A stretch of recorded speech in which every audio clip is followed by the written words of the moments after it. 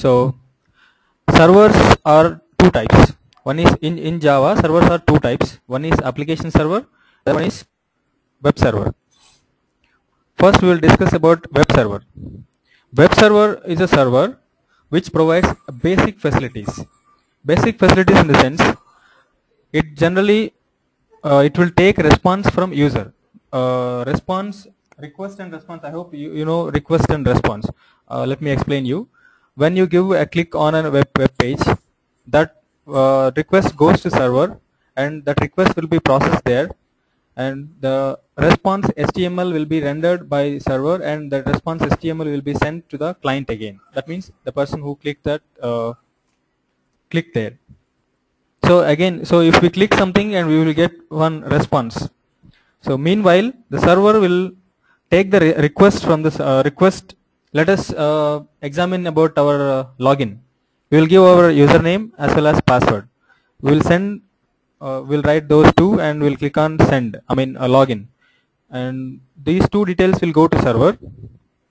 Then server will check against the database whether this user is authenticated or not, and that response whether if the user is authenticated or authorized, then response will come back as your authorized login, authorized user, something like that. If it is not, we will get as you are not authenticated or you are not authorized. So this rendering or this rendering will be done by the server. So this here the web server is taking the request and talking with the database and forming one HTML page, and it will send it back to user. It generally provides only this service. When comes to application server, this application server does the same as web server do, and it again provides some security service, database connection pooling service, and it exposes the business logic to other clients. Like if we are deploying a EJB, then that business logic will be exposed to other clients, and it also provides some kind of security.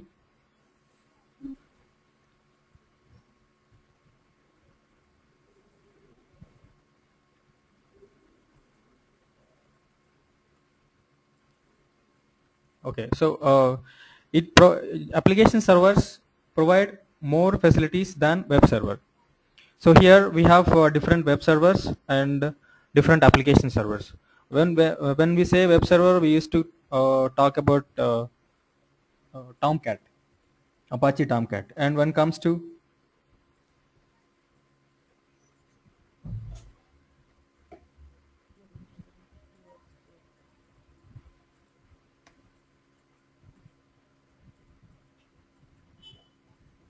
sure, I'm sharing my screen, but actually I didn't prepare any PPT kind of thing for all the things. So actually my agenda is to tell you what is server, and then we will go to JBoss, and then we will see what is the structure of JBoss server, and then we will see how to start and how to stop JBoss server, and then we will see how to deploy a war file in JBoss, and we can also see security to JBoss and creating data source in JBoss. So this is actually my agenda, and first we have seen about database. First we will see what is server. So as of now we have discussed about server, what it does, and we have also seen application server and JBoss server. Main differences between application server and a web server. So here JBoss is an application server, and there are different kinds of application servers for Java, like Weblogic, IBM WebSphere, JBoss, Glassfish. So these kind of web servers are available in the market. So sorry, these are all application servers. So all these application servers are available in the market, and JBoss is a open source, and it's a free application server. Almost all application servers provide the same facilities, but they differ in different facilities. And IBM WebSphere as well as WebLogic server are licensed, and JBoss is a free open source service. Did you download JBoss server?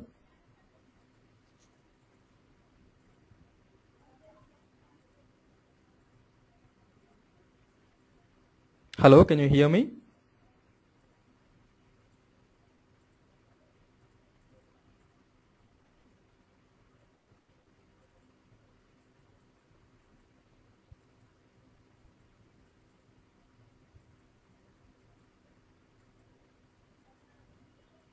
Hello.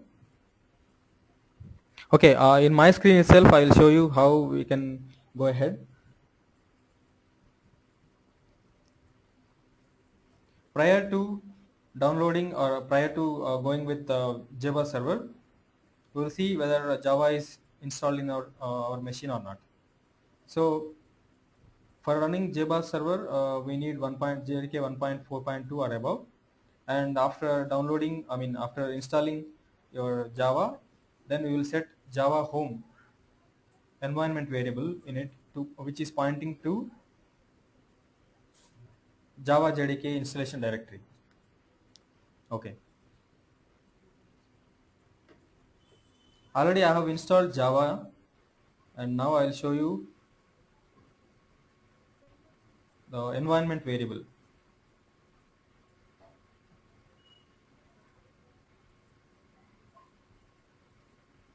This is can you see my screen?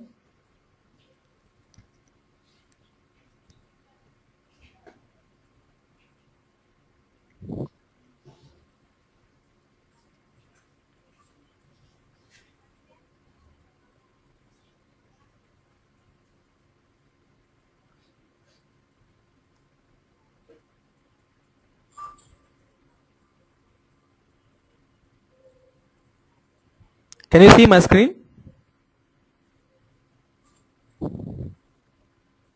Okay. Java is installed in my machine. That is in C directory, program files, Java, JDK 1.6. JDK 1.6 is my version. And we will see, I have set Java home environment variable. And now we will see whether Java is installed in this or not. How to check whether Java is installed or not, I'm telling you now. Just type, we have to go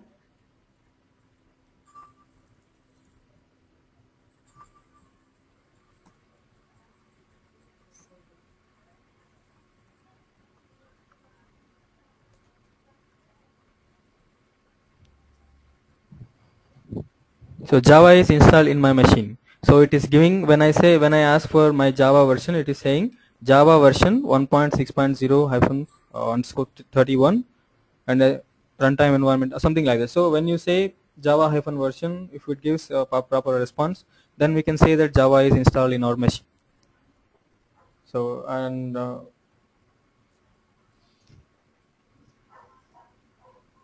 next thing we'll see is JBoss. I have downloaded JBoss, and it comes as a zip file.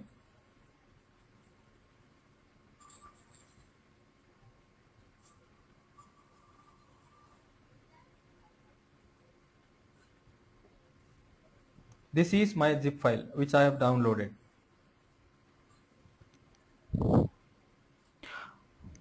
Are you with me? Are you all following? Or am I fast? Or am I slow? Am I audible? Are you comfortable?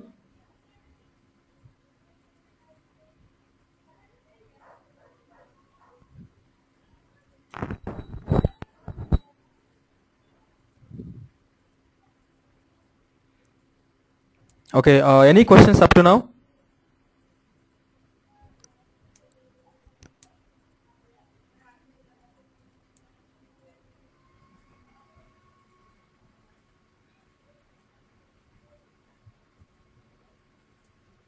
So I'm assuming it has no questions, so I'm going forward. So when you download JBoss from web server, then JBoss, you will get a zip file like this, and when you extract, you will get you can extract into any folder you like. But only thing is, you should see that there is no any space between folder names. Like if we say, let us say I'm extracting into this folder. It shouldn't be like this. There shouldn't be any gap in the name of the folder.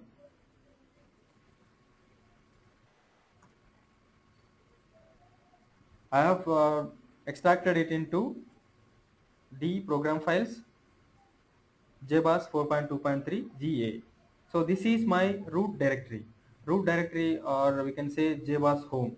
So we will set JBoss home as JBoss home as an environment variable pointing to this JBoss 4.2.3 GA. Once again, if we go back to our environment variables, we can see JBoss home there. JBoss home, which is pointing to program files JBoss 4.2.3 GA.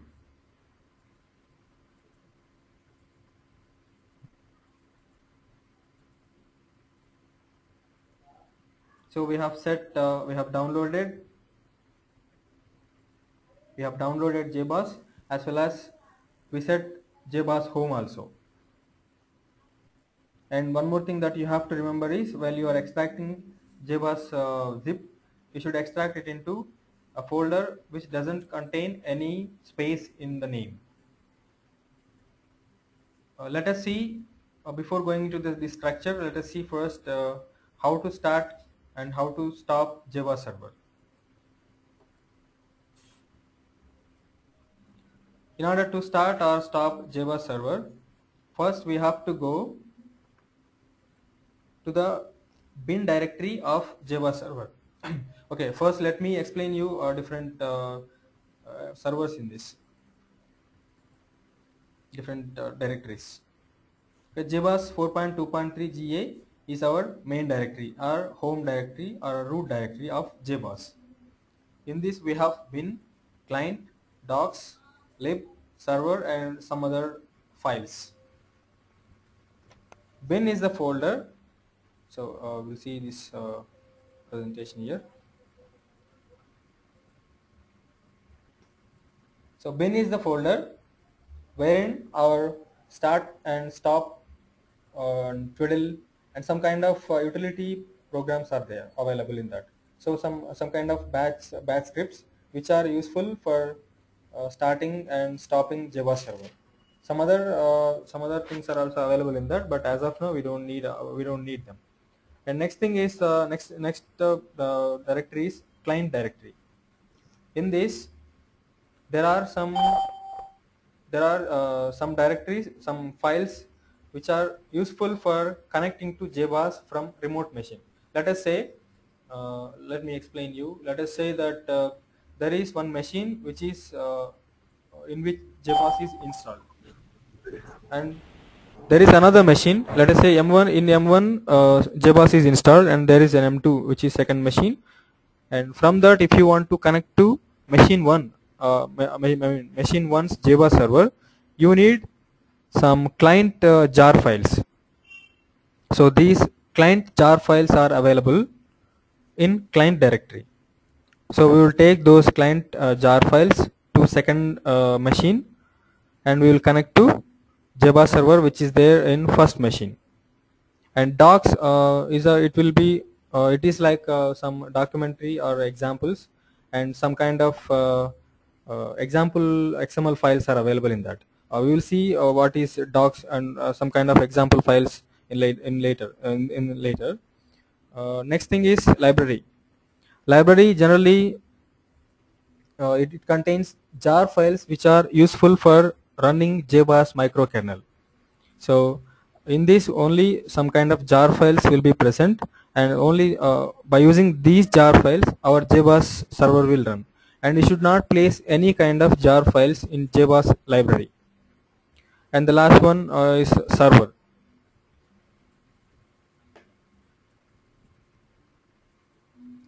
This is the main directory wherein different server configurations are available. We will discuss about it in detail later.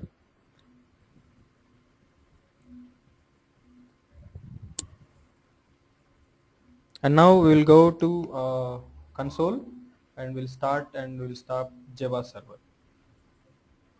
As I've already told you, my JBoss server is present in the program files.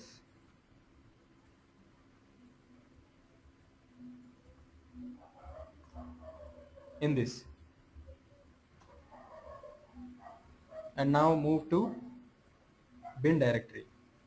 In this we have startup and startup and start scripts are available. So we will move to bin directory, and now we have, okay, I'll show you bin directory. In this we have run.bat.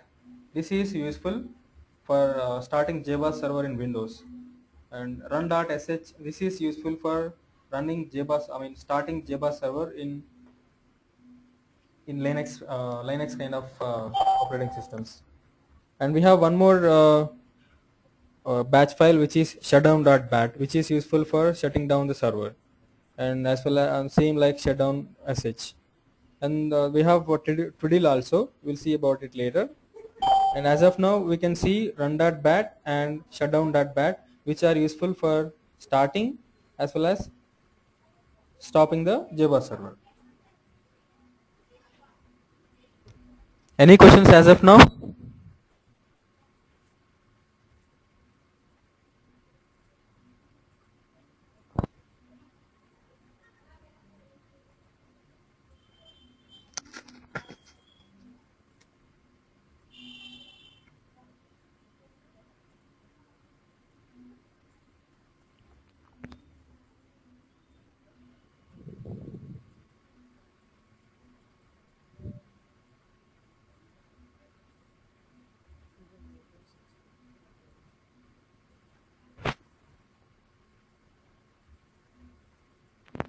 Yeah, sure. I will repeat the JBoss structure once again for you. Okay.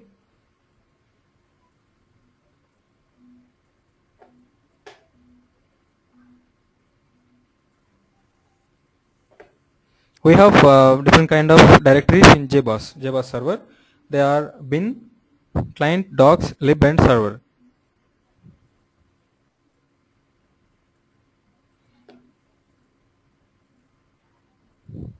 In bin directory, we have all entry point jars like start and stop for starting and stopping the JBoss server. So as I've already shown you that. One second.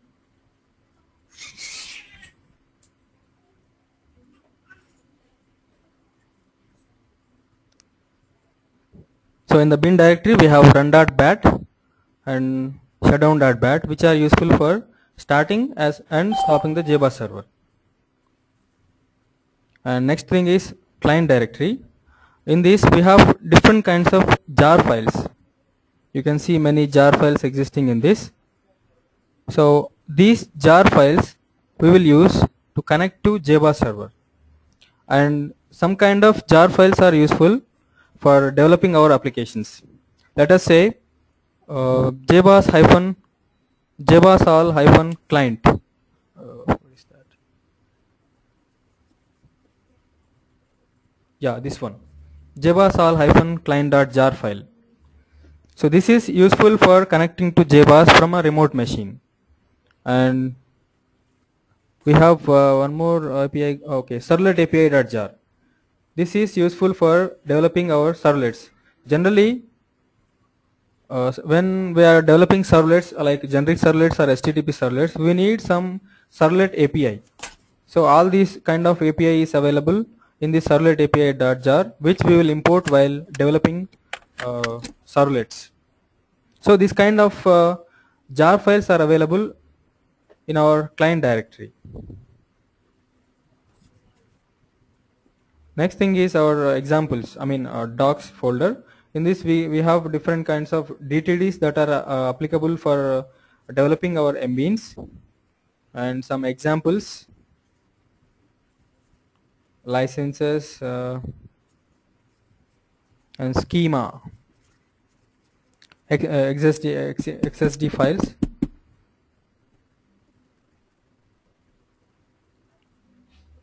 EJB jars, connectors. So this kind of files are available in this. This is nothing. Okay. So this kind of utility files are example files that are available in docs folder. Generally, we don't require it much. Only for getting our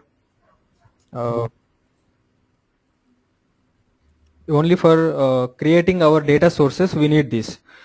In order to create our data sources, we have some kind of files like hyphen ds star hyphen ds dot xml files.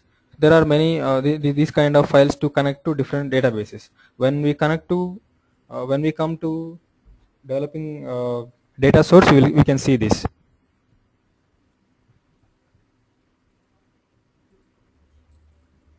So this is about docs, and this is a folder in which we have some jar files which are useful for running our JBoss server. So for running the JBoss server also we need some jar files. So those kind of jar files are present in lib directory, and you should not place any kind of jar files in this. It may there may be some problem while starting the JBoss server if you place any kind of jar in this. And next thing is server, which this we will discuss in detail later. There are different kinds of server configurations, and we will get to know about this later. I hope you all are comfortable with JBoss directory structure.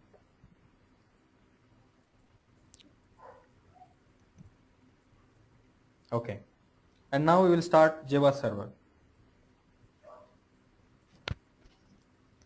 So in order to start JBoss server, we will move up to JBoss home directory bin. So in this, as I've already told you, we have run.bat.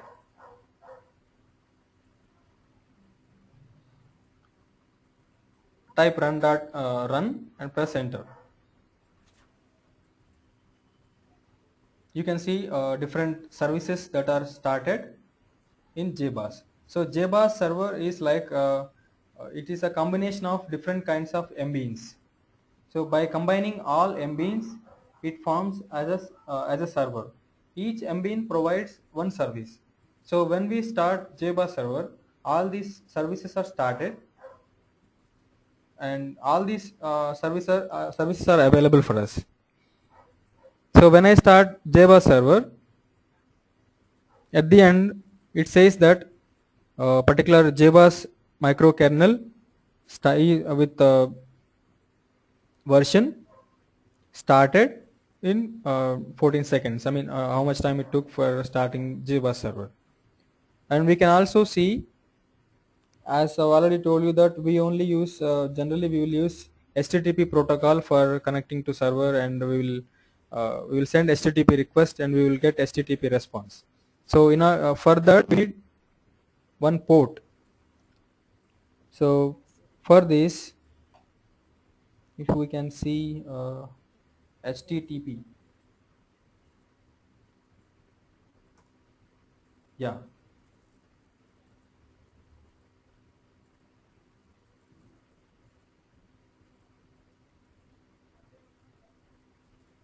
If you can see, our HTTP request is initialized on local machine 127.0.0.1. This is a loopback address which is also called as localhost. In this localhost, on port number 8080. So our HTTP request is started on localhost on port number 8080. So as of now, we have started JBoss server. We have started JBoss server by typing run up to going to bin directory. When you press Ctrl C,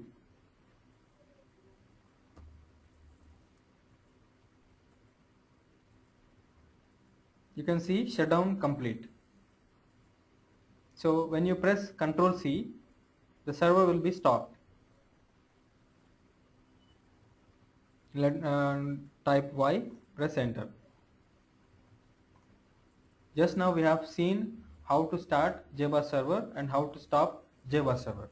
And there is another way you can start JBoss server. Just go to bin directory. You have run.bat. Double click on run.bat.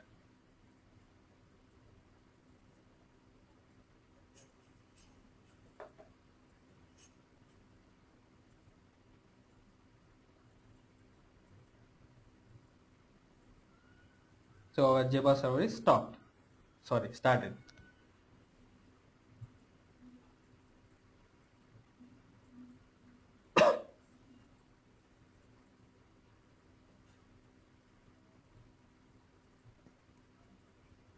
Here you can see, or you can note down if you want, like move to run.bat, and you can move to bin folder, and you can type run and say enter. Then JBoss server will be started. Otherwise, you can double click on run.bat file so that JBoss server will be started. And there is another one, third kind of starting JBoss server that I will tell you later when we see different kinds of server configurations. And to stop JBoss server, the easy way to stop JBoss server is Control C in the running server console. Or otherwise, there is another way to shut down the server. So as of now, we have just started the JBoss server, and now I am opening another console. In this, we will go up to as we have shutdown.bat. Shutdown script is available in our bin directory of JBoss home. So we have to go up to that.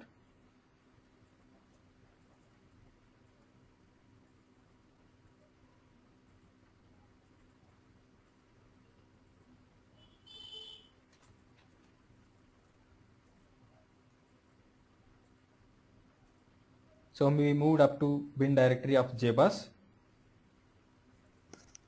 and now we will type shutdown space hyphen capital S. You can see shutdown message has been posted to server. Server shutdown may take a while. Check log files for completion. And if you can see another console on which JBoss is running.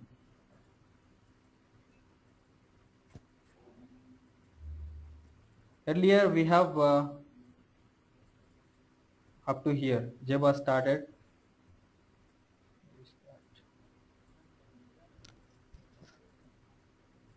Yeah, up to here we were having this one, and after saying shut down the server, we got all the script. So at the end we got shutdown complete. So press any key to complete.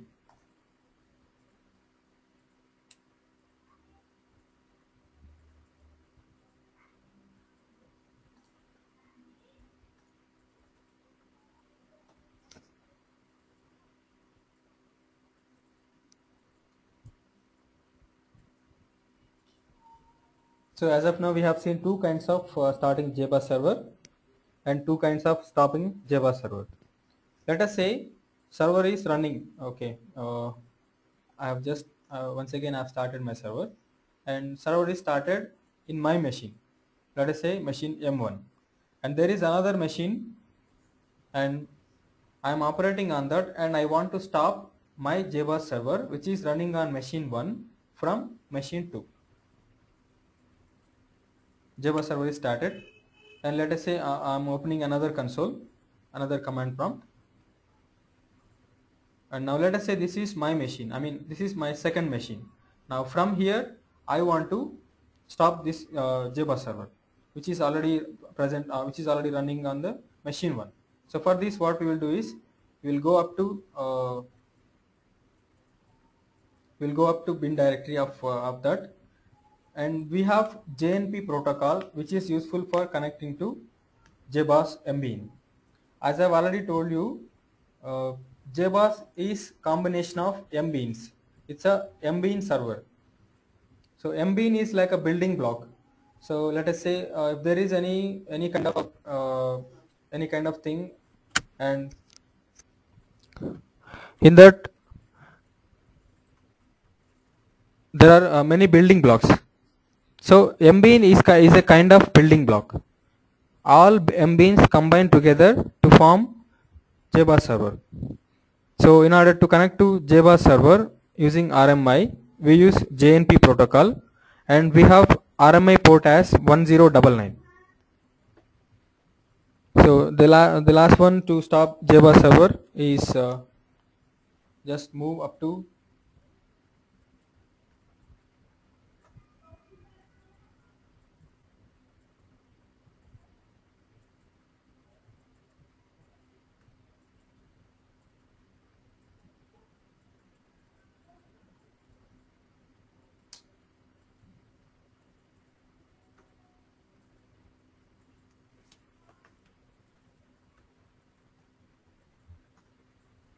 bin directory, say shutdown -s space JNP colon. This is the host name here. I am giving you localhost because I am running the JBoss server in my machine itself. Localhost 1099. This JNP localhost 1099 connects to JBoss server, and after connecting to the JBoss server, it says shutdown. So shutdown message has been posted to the server, and we see, okay, now we can see JBoss server shutdown complete. This is the third way of shutting down the server.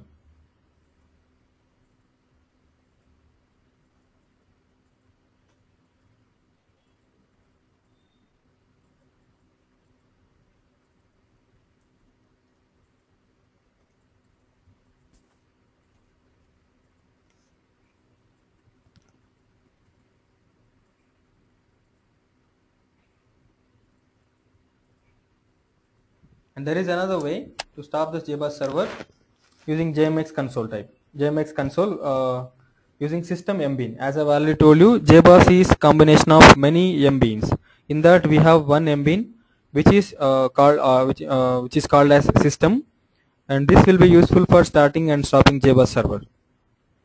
So this mbean, we can access mbean only after starting JBoss. So by using that stop functionality of the mbean, we can stop the JBoss. So as of now, we have seen two kinds of starting JBoss server and three kinds of stopping JBoss server. One is just move up to bin directory of JBoss home and type run and press enter. Second one, double click on run.bat file, which is located in bin directory of JBoss home. And third one we will discuss later. And first way of stopping the JBoss server is press Ctrl C on running JBoss server console.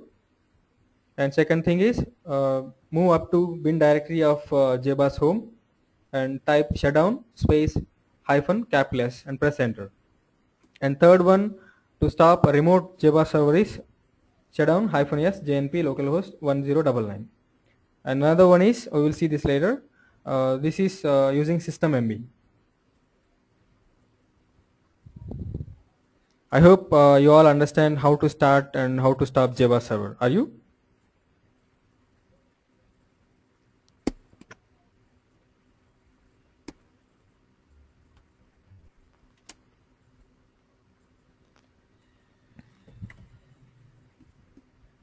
Any questions up to now?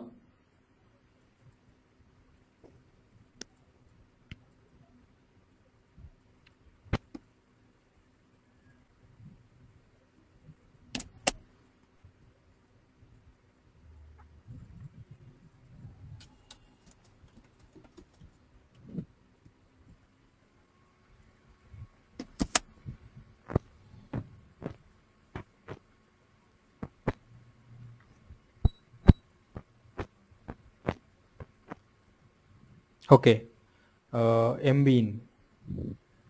Okay, it's actually Java related concept only.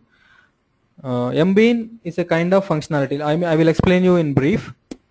Mbean is a kind of functionality. Let us say starting a JBoss server is a functionality of JBoss server. So this starting of JBoss server is a functionality, and this is provided by JBoss system Mbean. Mbean is also like a jar file or an XML file. So it provides some kind of service. So here let us say the system Mbean is providing us how to start and how to stop JBoss server. So it is providing us the service. So like this there are many services like our connection pooling service, data source service, security service, transaction service, and clustering service. So like this there are many services, and messaging service, mailing service. All these services are given by using Mbeans. As I've already told you, all these Mbeans are like building blocks. And when you start JBoss server, all these services are started. That means all these Mbean services are started. So Mbean is like, just understand that Mbean is like a building block which provides some kind of functionality. So our system Mbean provides starting and stopping JBoss server. So here if you see, if you remove that I already told you that Mbean, JBoss is a combination of many Mbeans, right?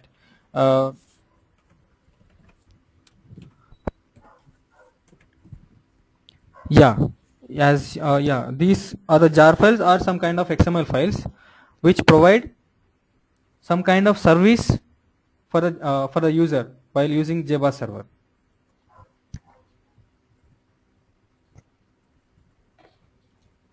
So let us say our system Mbean. The system Mbean will be giving us service like start and stop JBoss server. So in this system Mbean, okay, I'll explain you. I'll see this a bit more.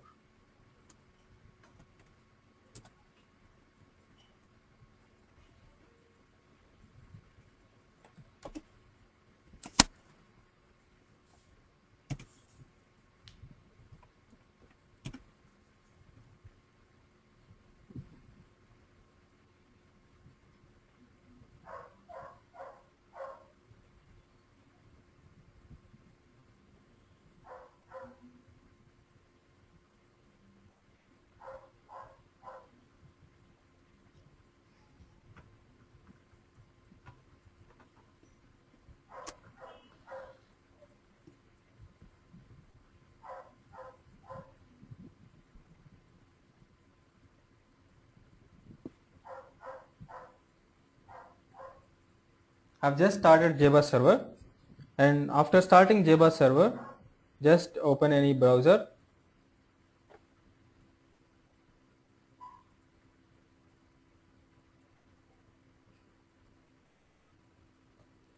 and say localhost. Actually our server is we are using HTTP protocol, otherwise I will write HTTP protocol here also. HTTP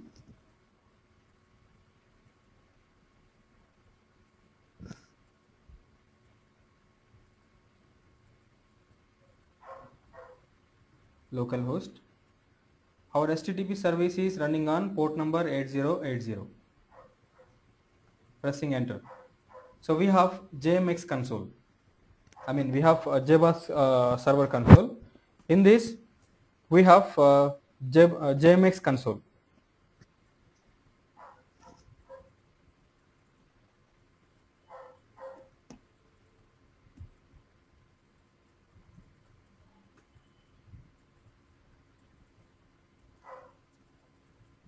Actually I have given security to this. I will explain you how to secure your JMX console. That's why we are getting a login page here. So if you can see here,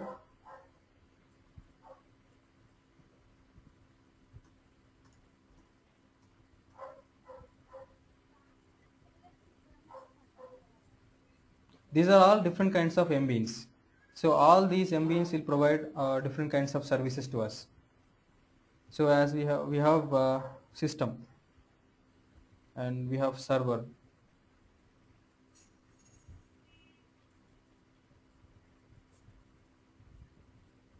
Okay, in server MBN we have a functionality called shutdown.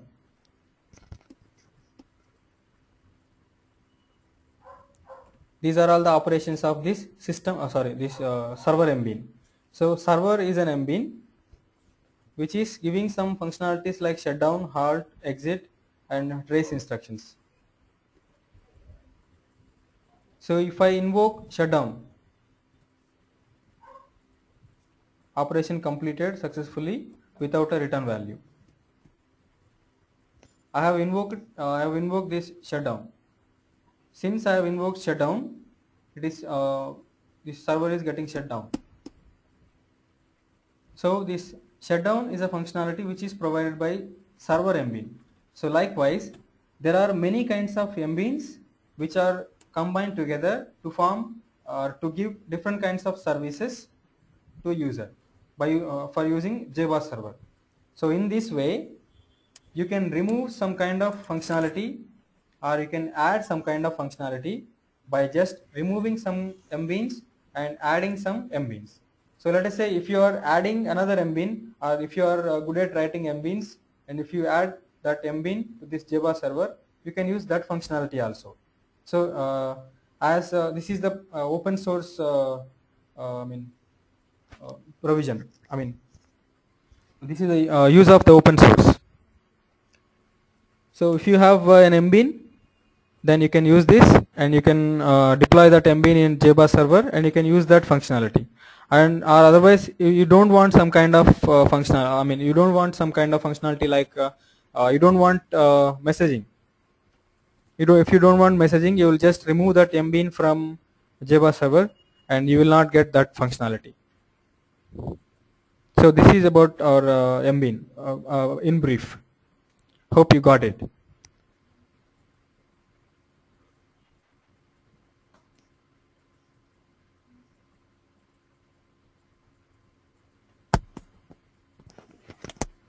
Okay.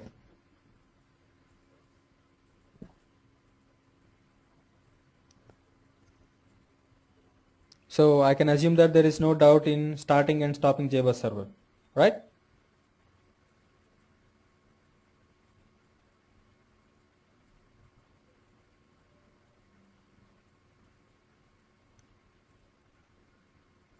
Okay. Any questions as of now?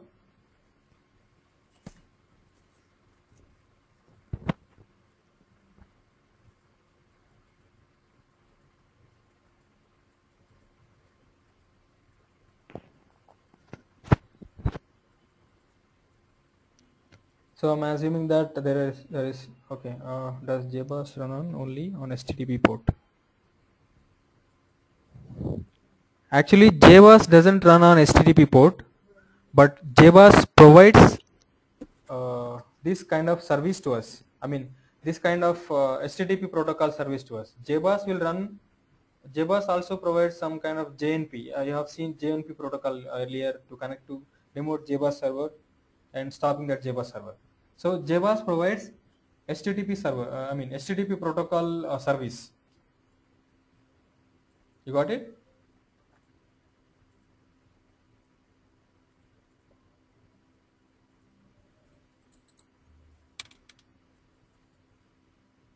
Yeah, HTTPS is also same. It is HTTP. In HTTP we don't have any security, and using HTTPS we have another port. We have another port for using HTTPS. It is like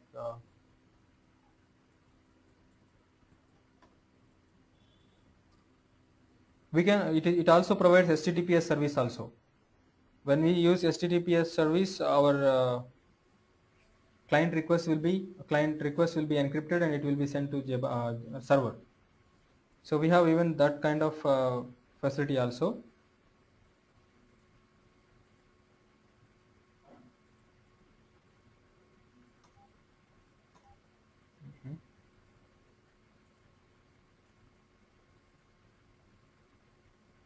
We have another port for HTTPS.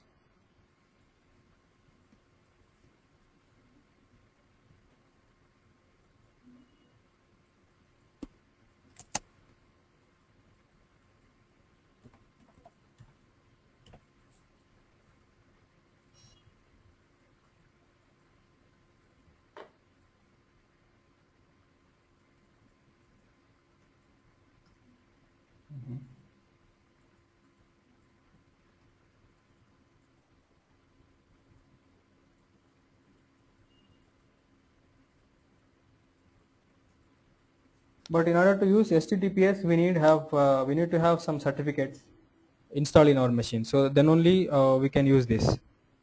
I'll tell you about HTTPS also.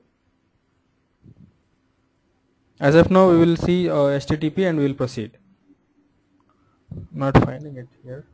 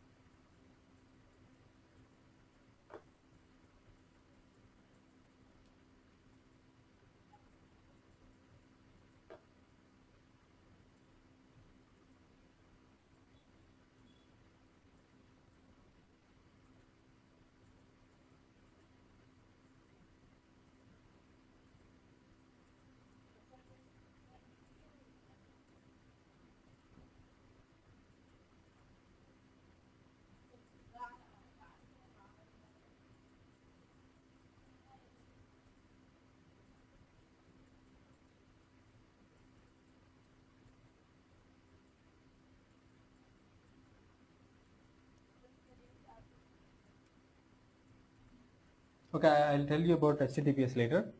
And as of now, we'll proceed with HTTP. And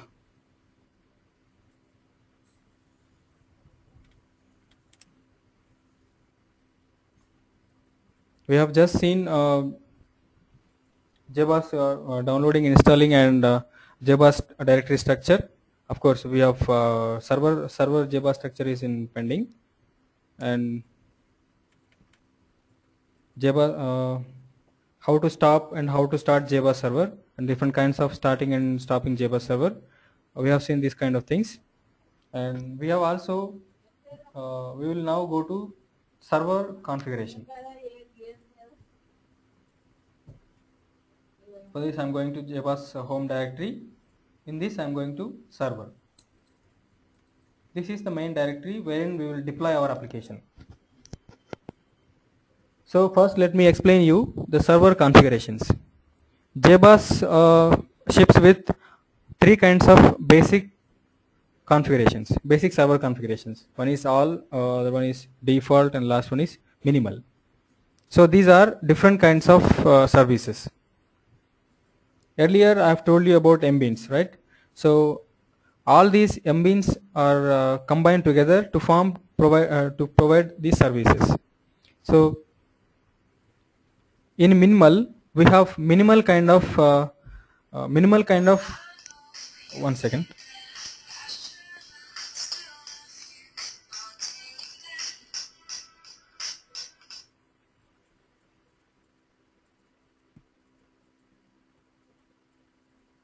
Hello. Yeah, నేను మళ్ళీ phone చేస్తాను. లేదు లేదు. ఓకేనా? Bye.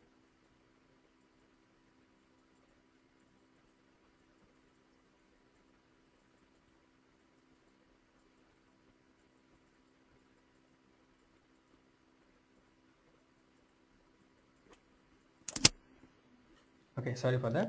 Okay. We have three kinds of server configurations. One is all, default, minimal. So server configuration in the sense, let me explain you. Server configuration is once again a combination of mbeans. I mean, basic server configuration itself will be uh, built by mbeans. And as a earlier I told you that if you want some kind of functionality, you will add mbean, or if you don't want some kind of functionality, you will remove mbean. So here we have different services provided by JBoss. Let us say you want you are just you want only deployment of a web application, and you don't want any messaging service, or you don't want any clustering service, and you don't want any IAOP service. So these kinds of service you don't want. Only you want a minimal kind of service which is provided by JBoss. So for that we have a server configuration provided by JBoss as minimal. So in this we have very minimal, just standard JBoss server configuration, or standard JBoss services are provided in this. And the next one is a default server configuration. This is it will consist of all the services provided by a minimal server configuration, as well as it also consists of some kind of extra features like one second. JNDI, yes, JNDI and logging. JNDI is the thing that is useful for, it's actually a Java concept only. It is abbreviated as Java naming and direct interface. So this is useful for looking up. JNDI is like our DNS server. When we type our domain name, it goes to the DNS, and that will be resolved into an IP address, and that will reach to exact IP address of the machine. So in this way, JNDI also it's a lookup server. It's a lookup service. When we want to look up something in the server, we will give some kind of instruction, and that will be looked up by JNDI. So this kind of services will be provided. This kind of a bit more facilities are provided by this our default server configuration. And this default server configuration doesn't provide any kind of IAOP or a clustering service and some kind of transaction services.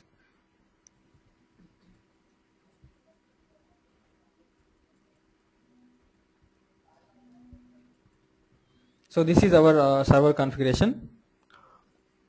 We have, as we have seen, we have three kinds of server configurations: default, minimal, and all. In minimal, we have extra services from default as logging, JNDA, and URL deployment scanner. URL deployment scanner is one thing like I will explain you in later. When we are deploying in a web application, it scans whether anything is changed or not. If anything is changed, that will be deployed there. And if you are removing that web application, and it scans that and says that some web application has been undeployed. So URL deployment scanner is a kind of thread which scans the deploy directory, which is the deployment directory. And it doesn't provide any EJB service or and no JMS, which is minimal. And all, it provides all the services like extra services like RMI, IAOP, clustering and web services, EJB. These kind of extra services are provided by all. So we have basically three kinds of server configurations which are provided by JBoss. And let us say you want server configuration with default, let us say you want a default server configuration, but added to that you want clustering service. You know clustering service? You know anything about clustering service?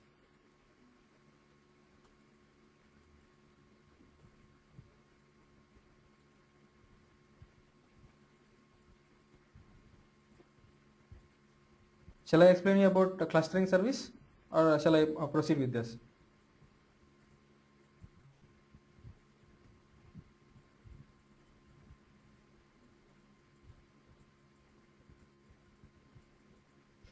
Any questions as of now? I'm discussing about server configurations. Any questions as of now? Yeah, I'll explain you the clustering service. Yeah, still.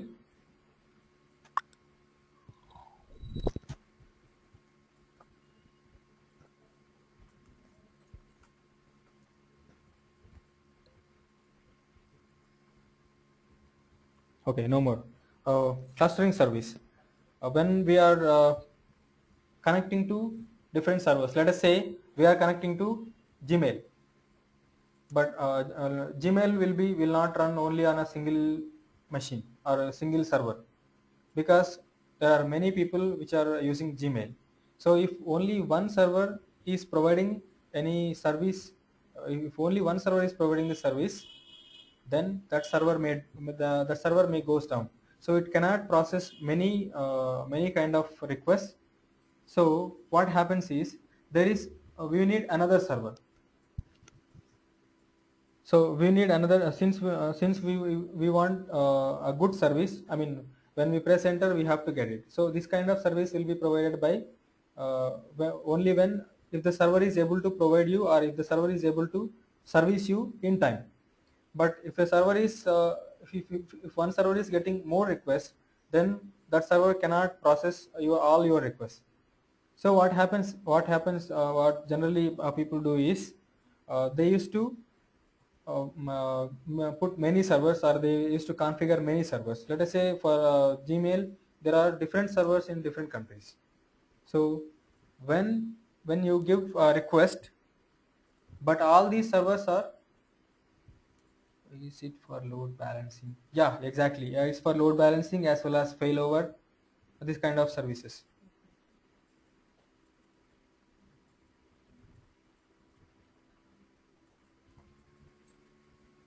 You know about it, or shall I explain you?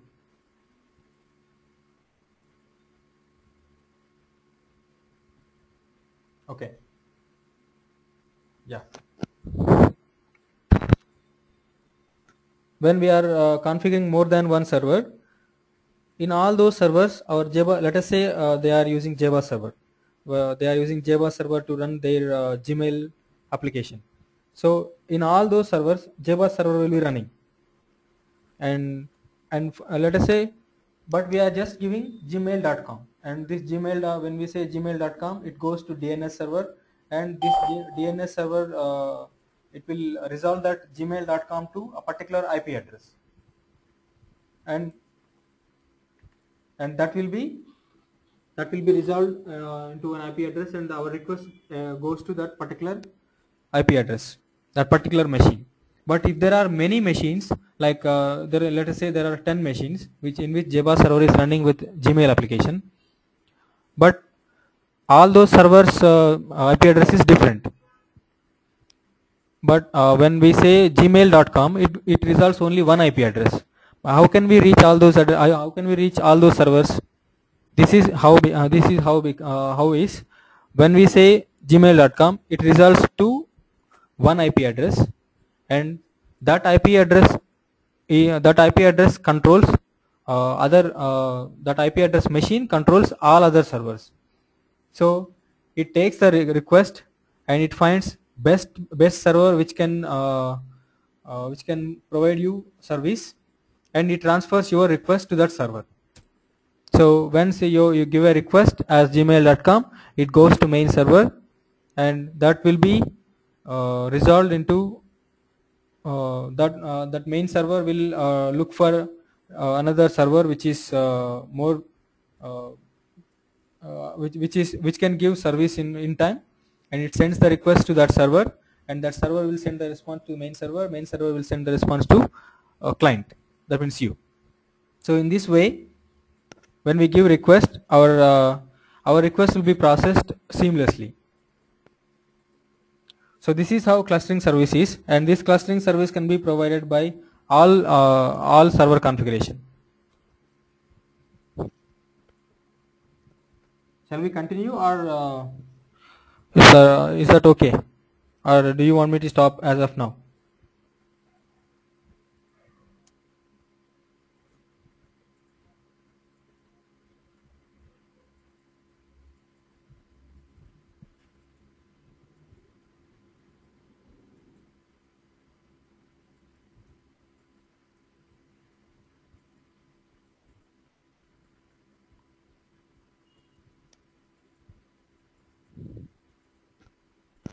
As of now, we are discussing about server configurations. So shall I continue, or stop it here?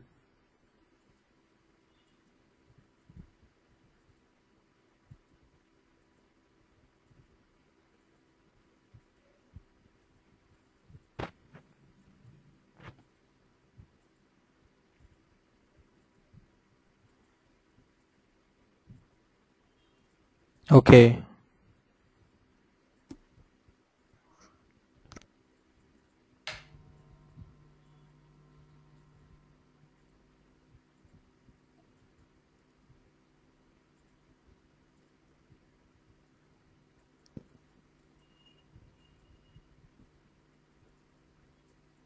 Only one response I got.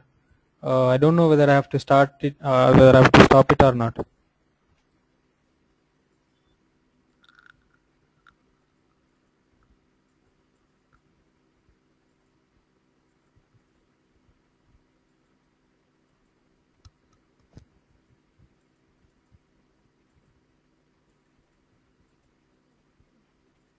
Hello?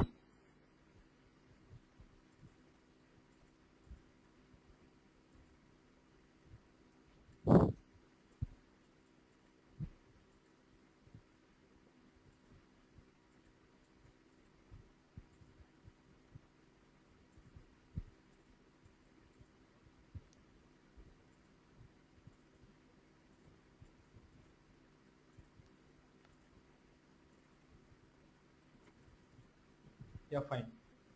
We'll continue the session. So as of now, we have seen only three configurations.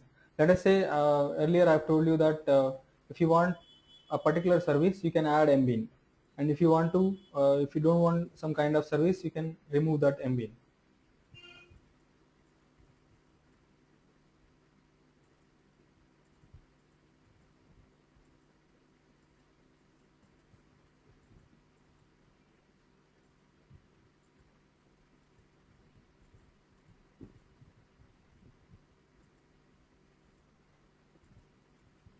We have a mail service. In default configuration, in the deploy directory, we have mail service. I'm removing it.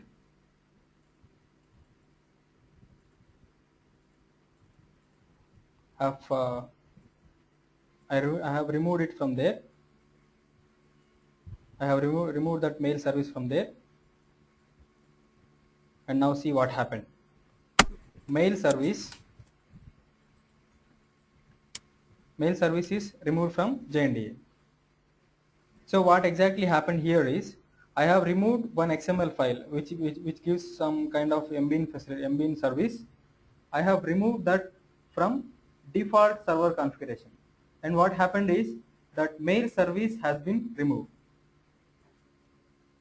So in this way, I'll put it back.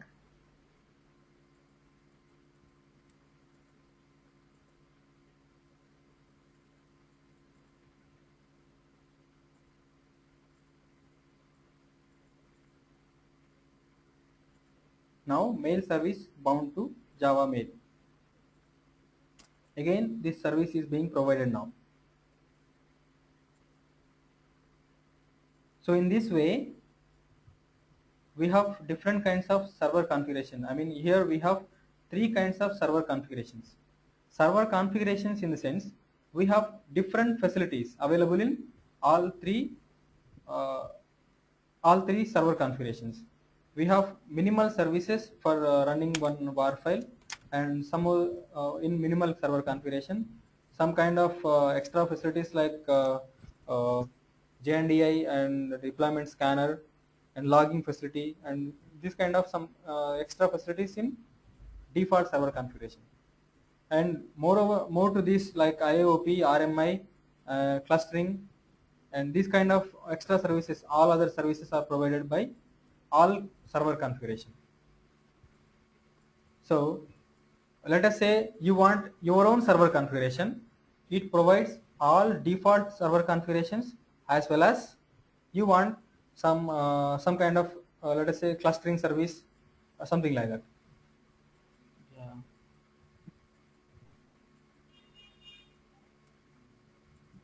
Let us say IOP service. Now what we will do is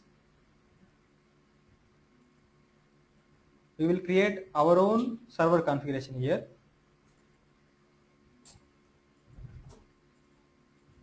Okay. Uh,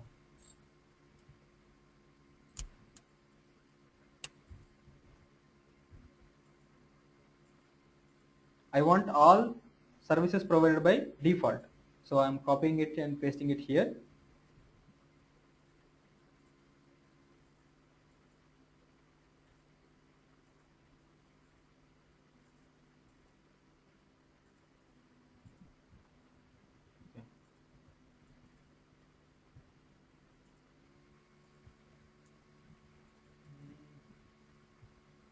Okay, the server is running here, so it's giving some problem.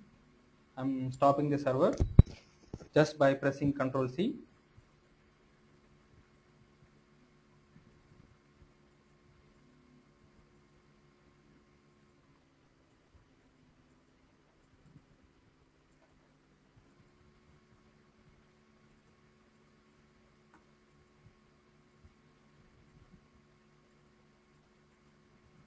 JBoss server, copying menu default.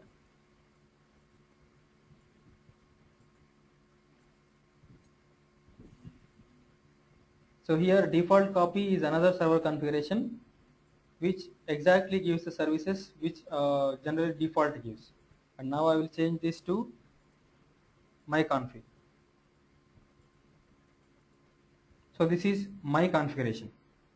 As of now, this is same as default, and I want IAOP service also.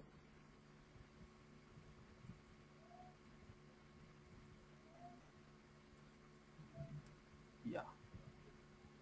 Copy IAOP service from here, IAOP mbin.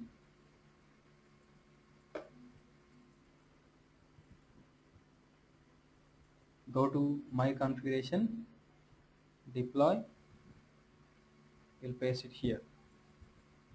So now what happens is my config is the 4th server configuration which provides default services as well as one IOOP service. So in this way we can configure our own services. And when you are starting JBoss server, so I told you that we have generally we have 3 kinds of services. But when you start JBoss server, you are just typing run there, just typing run. So which server is started, we don't know, right? As of now we don't know which server is started. But when we start JBoss server just by typing run, it starts the server of default.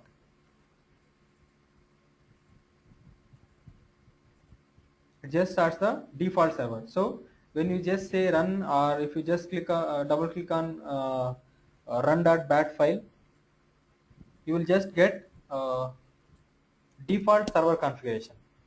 But let us say you want my config server configuration. And now as we have seen that there are different kinds of server configuration, and each provides their own kind of services. If you want to start a particular server, then how you will start is type run, then give space -c, and you will type the server configuration, that is the folder name. Now I am starting, let us say minimal.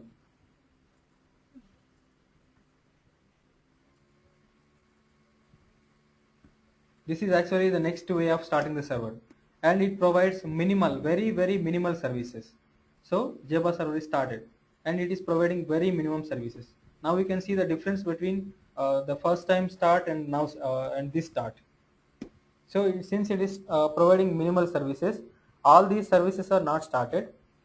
Since all the services are not started, only it took just very less time to start. I'm stopping it.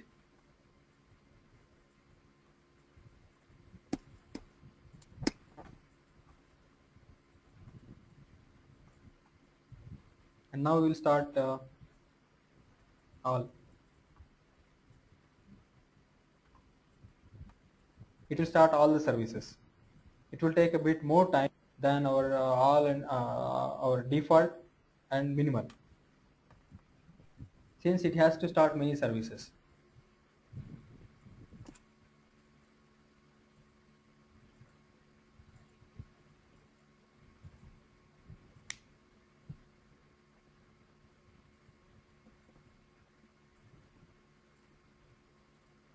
So server is started. It took almost this much time, and we have a lot of script on the command prompt.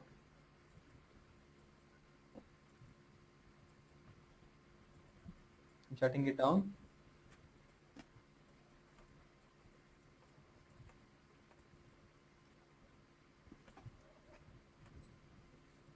Now I want to start my config, my own server.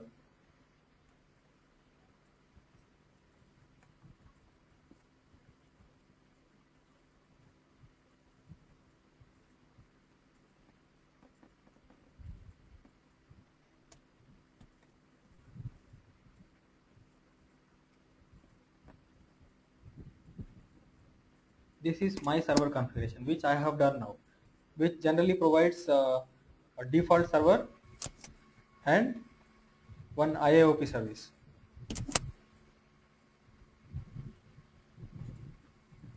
Started.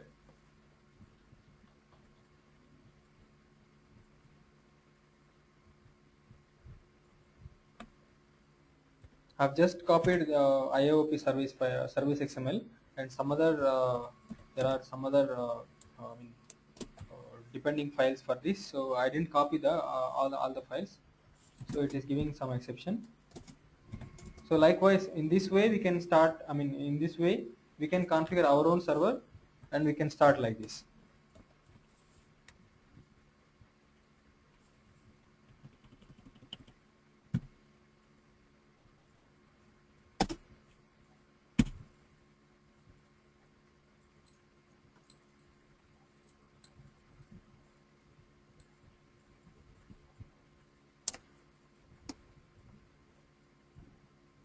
This is about our server configuration.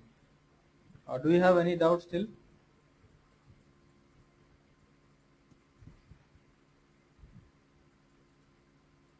Okay, what services are hosted using JBoss? What services means? Can you elaborate?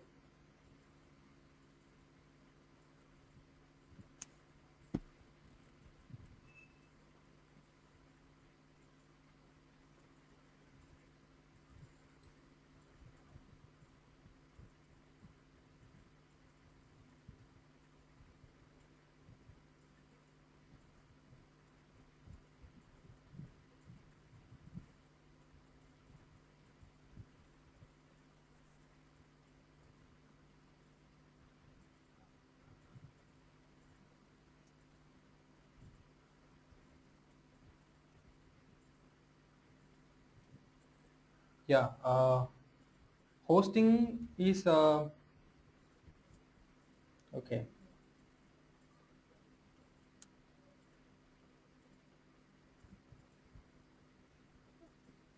Actually, hosting is like a web application deployment only, and mailing service. Okay, it also provides mailing service, clustering service, IOP service, transaction service, connection pooling, data source, and some kind of this kind of services it provides. So we will see web application deployment. Before going to that web application deployment, now we will see war file deployment. Generally, web application is a combination of servlets and JSPs, and a war file contains. Okay, in JBoss we can deploy war file, EAR file, or SAR file, and yeah, these kind of archives we can deploy in JBoss server. So if we can take war file is also called as web archive, web application archive. EAR is enterprise archive. JAR, if we can take Java archive. So all these archive files we can deploy in JBoss. Once the application is deployed, it is like hosted there, and we can get it. We can access it using the URL.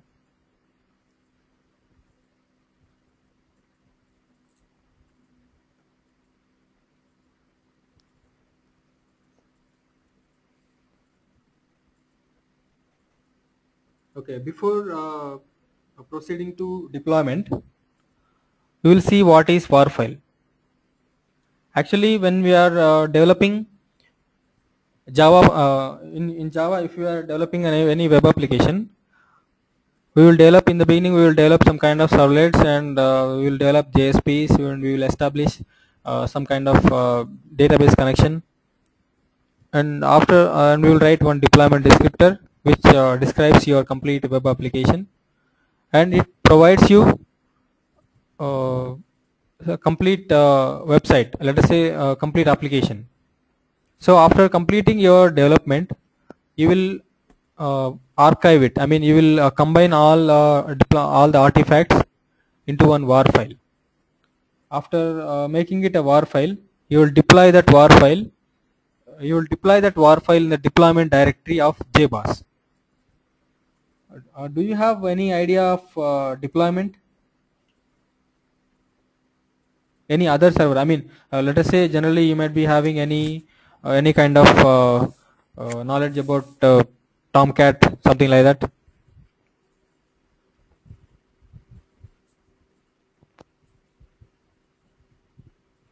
Okay.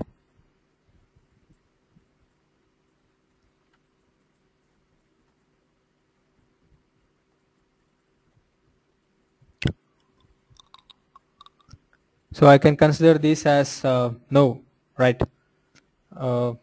When we are deploying a war file, when we want to deploy a war file, let us see first war file is what a war file is.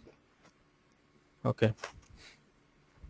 A war file is a combination of different Java classes and JSP pages, HTML pages, and some kind of static images and some kind of property files.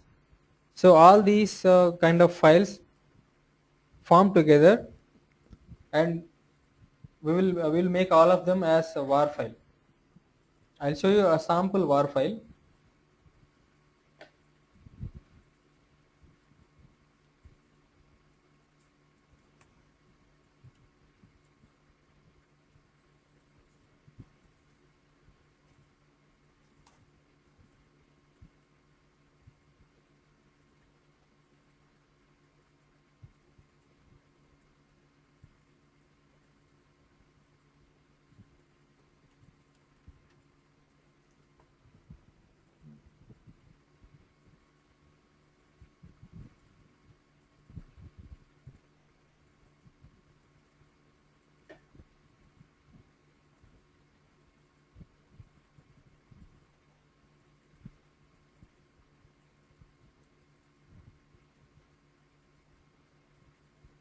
Okay. Before proceeding to war file, generally an administrator must have to get the code. I mean, I'll just give you a brief about development life cycle, how an application can be developed. Let us say there will be a requirement for developing an application, and that requirement will be taken, and that requirement will be given to a developer. That developer writes some kind of JSPs. JSPs are useful for writing front end. Front end is like our HTML page. HTML page which we can see when we type, when we give an URL. What the response that comes from the server is a HTML page.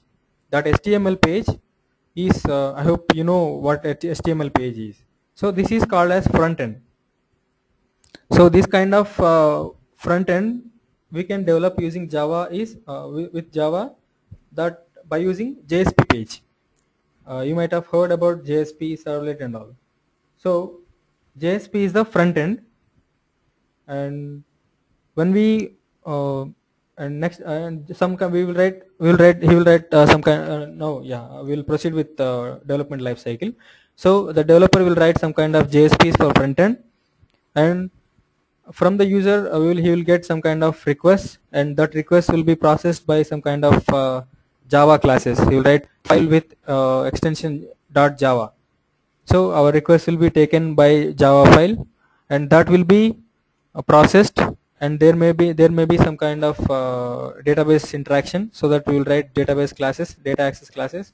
We will access data, and again we will give the response back to JSP, I mean the front end. So this is how a developer will write the code, and after writing the code, I mean, after developing that web application, he will write generally, he will be, let us say he wrote 10 JSPs and 20 Java classes and some kind of property files, some kind of XML files. So all these files will be stored into one version server, concurrent version server, or some kind of uh, controller, let us say source controller. So when a developer writes his code, he will store that, or he will commit to that SVN or some concurrent server like SVN or CVS or some kind of repositories. So after storing them into the repository, administrator will take the code from SVN or CVS or any kind of concurrent version server or repository. He will take it, he will build it. Build in the sense a Java class, I mean a dot Java extension file. He will get dot Java extension file, but a dot Java extension file is a source code. If we want to run the Java file, we need to create a dot class file. That is, we have to convert the source code into a byte code. That means we have to compile the Java code. So in order to compile the Java code, we will use Java C, Java compiler. We will compile the Java classes. At the end, we will get it build. So build is in the sense we will get all Java classes compiled, and we will make it. I mean, the administrator will make it as a var file. He will make it as a var file by using any kind of and task or some kind of command line execution. He will make it as a var file, and after making it as a var file, that var file can be deployed into the JBoss server. So in this way, an application lifecycle takes place. So do you want me to explain more about application development lifecycle, or shall I proceed with one var file and we will deploy it? So shall I proceed with just deployment of var file, or do you want me to explain application development lifecycle? That means committing to SVN, I mean retrieving from SVN, making it into var file, then deploying it into JBoss server and executing that. Just give me your yes to provide, yes to just proceed, or no to explain about application lifecycle.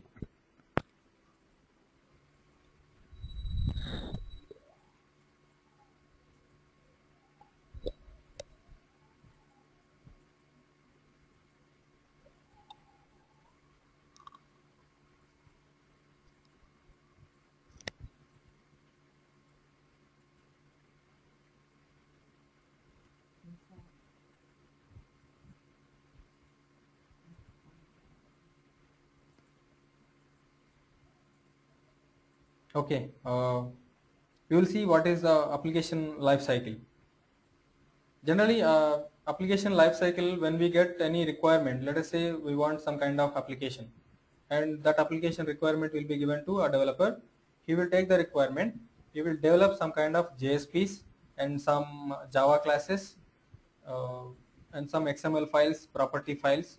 So he will write all these files to make the application work. And after writing all these applications, he will store all these files. He will store all these files into one repository. That means, let us say there are 4 developers. Only one developer, a single developer may not be able to do all the work. So what happens is the requirement will be broken down, and that will be given as a task to each developer. Let us say there are 4 developers, and each developer write their own JSP code and their own Java classes. Do you have any idea in developing an application or writing any Java classes or JSP?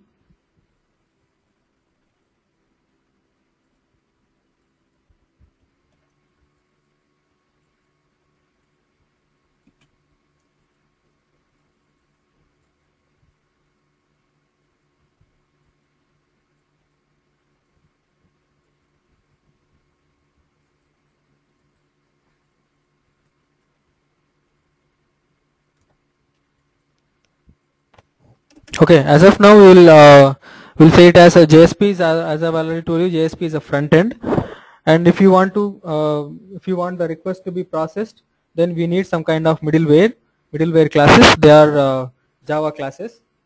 So generally developer writes some kind of code, because I asked you because you can understand, you are able to understand what my terminology is not.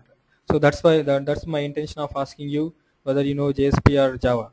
So uh, it is like he will write some kind of files to make the application work. After writing application, after writing his own code, he will store that code whatever he writes into one repository, because if a single developer has done something, it does not mean that entire application will work with a single developer.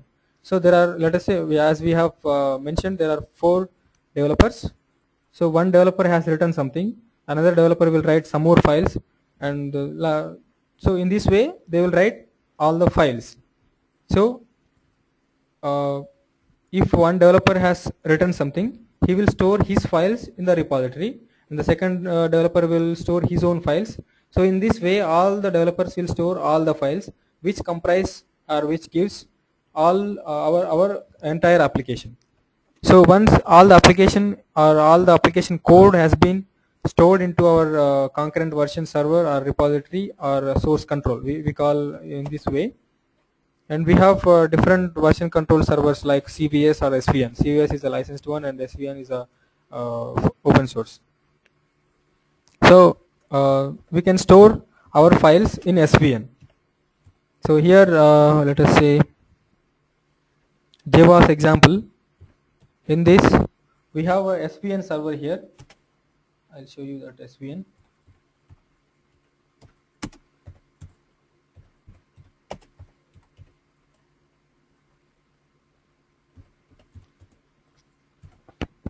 This is our SVN server repositories, our JBoss example. So this is our project. JBoss example is our application, let us say. So in this we store all when developer writes something, he will store into their source.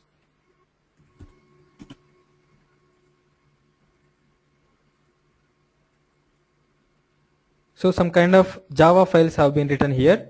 So all these Java, it is just an example. So there are only very less Java files. We have some JSP pages, some library. These library files are useful for writing Java files. Actually this application is developed in Spring. So we need some kind of Spring API, Spring Framework API, and that Spring Framework API is provided in lib directory. And this web.xml is the deployment descriptor. And we have build.xml. You know Ant?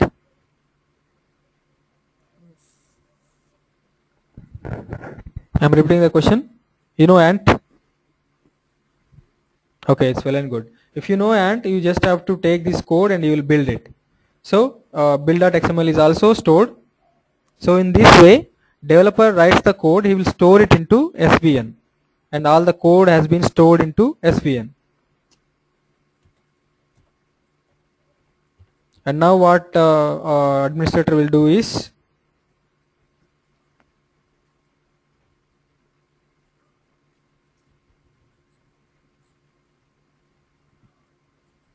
now we will check out. We will check out in the sense we will get the code from SVN. Developer machines will be different. I mean 1, 2, 3, 4, there are many different kinds of machines, and he will store into server, and from server administrator will get the code. SVN checkout. Before checking out, we need to get this is the server URL, SVN server URL. When you go about SVN session, you will get to know more about it. And I am getting JBoss example. JBoss example is our application. JBoss example is our application. I am getting JBoss example from this, from the URL SVN JBoss trunk.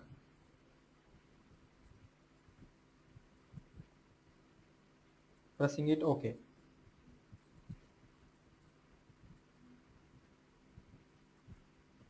So this is our folder. This is our folder which we are checking out from JBoss. So here we have source. So these are all the files which are written by many different developers, and they have written the code and they have stored it into SVN server, and now I'm getting all the application, I mean all the application related code into my machine.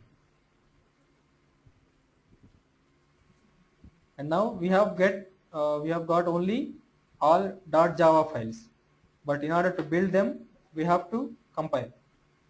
And for compiling we have an task here.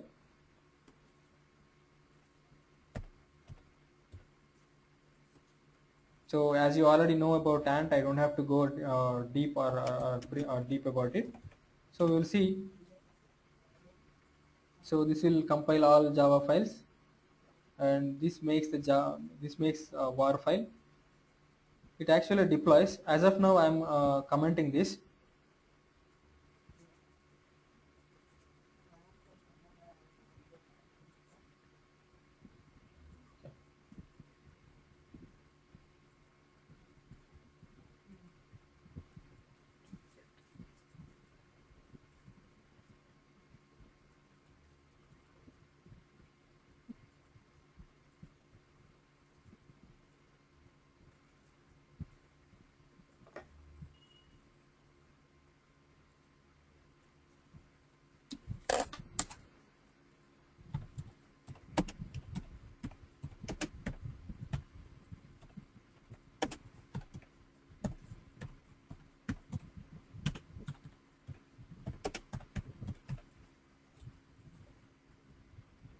Any questions as of now?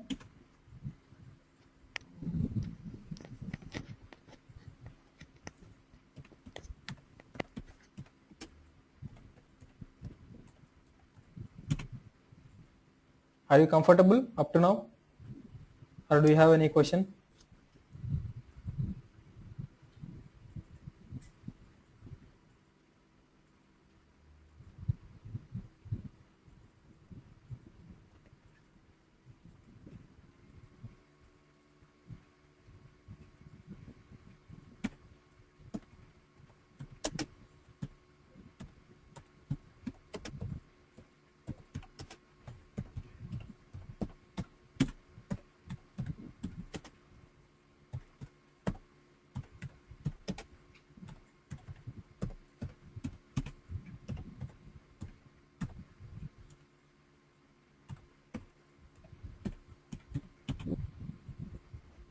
Okay, I'm proceeding then.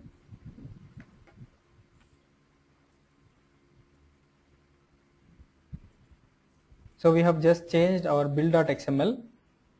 Since we have changed our build.xml, our green mark has been changed to red mark. That means we have taken something, we have taken some file from repository and we have changed it on in our local machine. Since I have just changed about commented this deploy and change the default to var.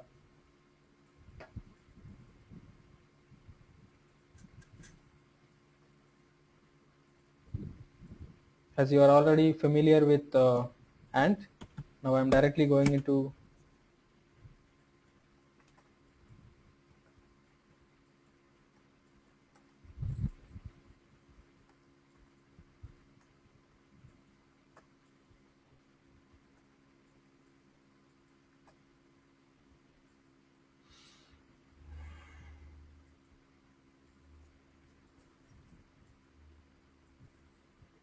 it is making two directories, compiling and then building the var file. So build is successful. We got our build here and we have stored our var file in JBoss example distribution ant example.var distribution ant example.var. So we got all our Java files compiled to .class files, and we have taken all our JSPs, libraries, and our deployment descriptor. We have taken all these files and we build all the files, and we made it to one war file. After making it war file, we have to deploy this war file in JBoss server. Once we deploy it in JBoss server, then we can run the application. So how we deploy a war file into JBoss server?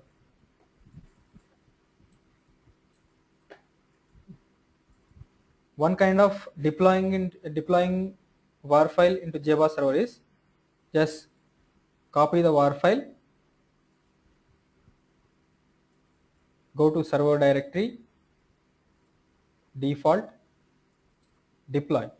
Deploy is our default deployment directory. In this we have all facilities, we have all mbeans developed here. So just paste our application here. So already one ant example.war file is already existing here. Copy and replace.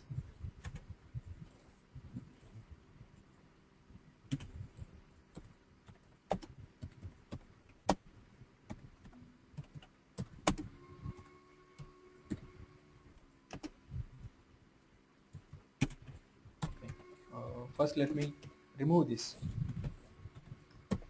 I have removed one and this ant example war file. Starting JBoss server.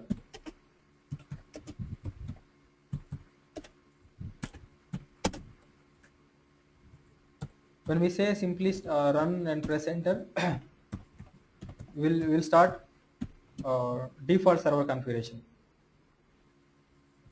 We have started default server configuration, and now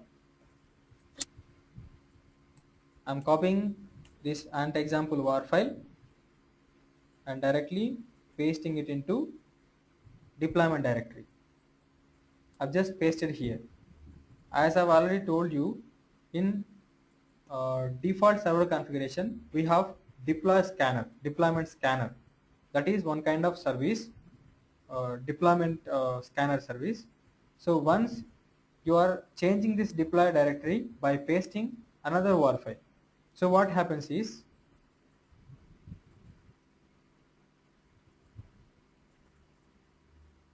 you can see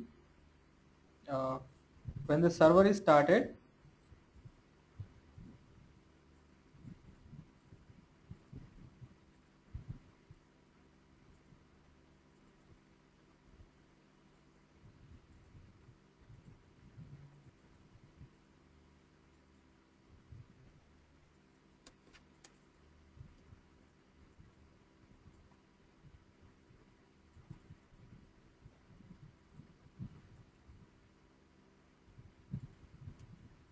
yeah, when the server was started, this was our last line, right? This was our last line. But when we are pasting that ant example war file, what happened is that ant example var file is deployed. So our default default server configuration is having another facility like deployment scanner. So once you are changing the deploy directory, you are just copying another var file into that. So that means you are changing the deployment directory. Since the deployment directory has been changed, another new var file has been copied into that. So that deployment scanner will scan it and it will tell that new var file has come. So it will deploy that var file. This is called as hot deployment. So as of now, our ant example.var file has been deployed into our JBoss server. So this is a way. This is one way of deploying var file into JBoss server.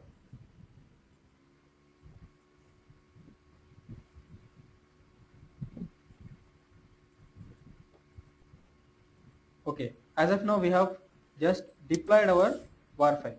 Now, how we will access the our how we will access our application. Go to a web browser.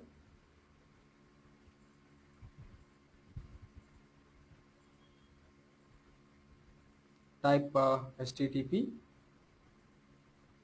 localhost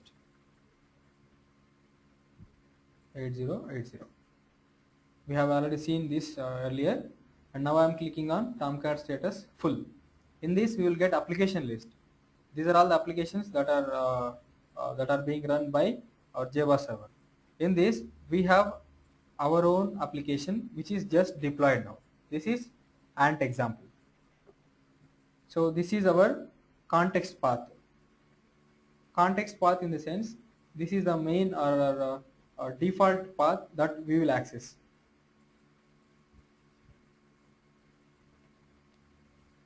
Now we'll go to localhost http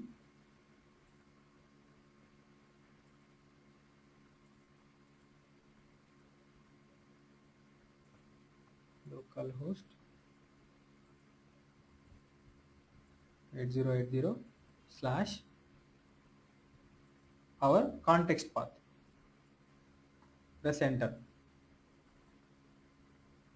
We got our application here.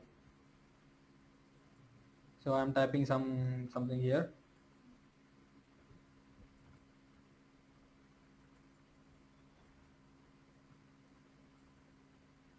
Submitting the query. So once I click on the submit query, what happened when I've given the request to server. Once the request has been given to the server, that HTTP request has been processed by the server, and it has taken the values and it has given you back the details that you have entered there. This is actually a simple, very small application which is I'm taking it just for demonstration. So in this way we will write application, we will make it into var file, we will build it into var file, and then we will deploy it into JBoss server. So this is our context path. Using this context path is same as our var file name. You can see the var file name. Deploy. So this is our var file, and example is our var file name.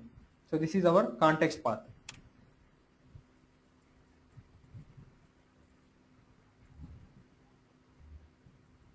This is one way of deploying our web application.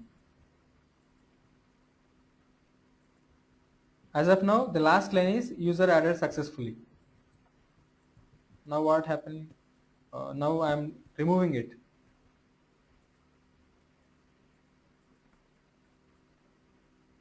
I've cut from there and pasted onto desktop, and there is no more ant example.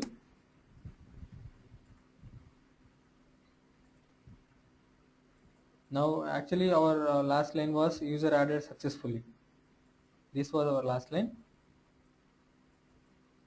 and what happened is undeploy.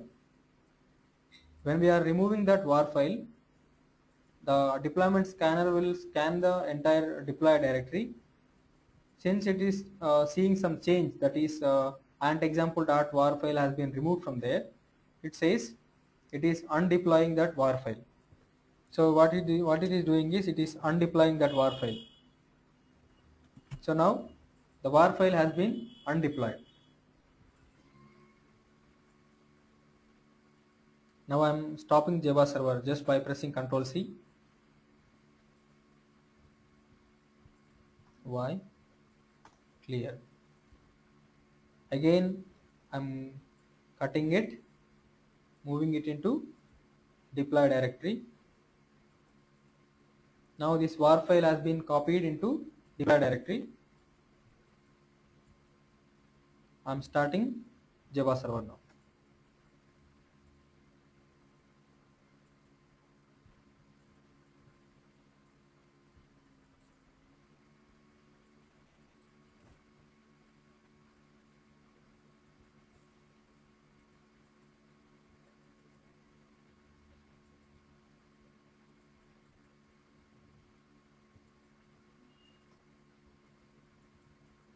you can see our ant example var file is also deployed into this. This is here what we have done is we have shut down our JBoss server and we have copied our ant example.var file into our deploy directory, which is our deployment directory, and then we started our JBoss server. This is called as cold deployment. When server is running and you are copying it into deployment directory, then that is called as hot deployment.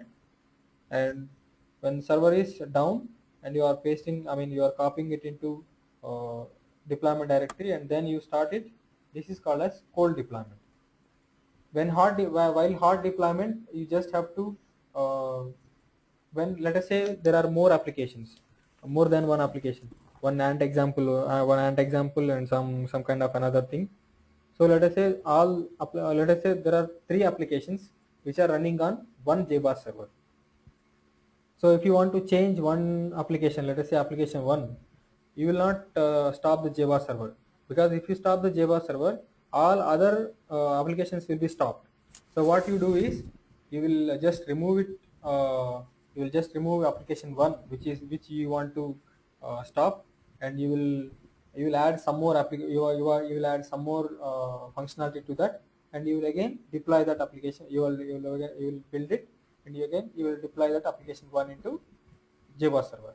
So that what happens is JBoss server will continuously run, and application 2 and application 3 will be running continuously, and there is some upgradation to application 1, so it has been removed, upgraded, built, and then deployed into JBoss, just by copying it the var file into JBoss server.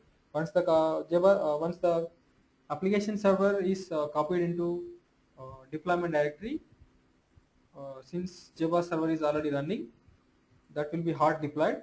So once it is deployed, that application will be available for us.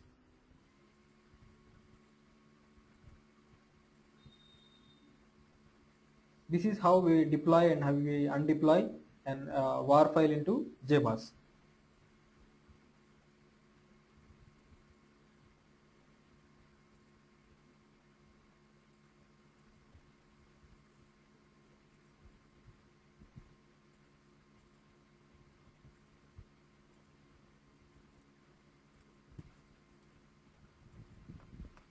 Yeah, I've seen some questions here. What is the terminology for the current way of deployment? Terminology in the sense, what do you mean by terminology?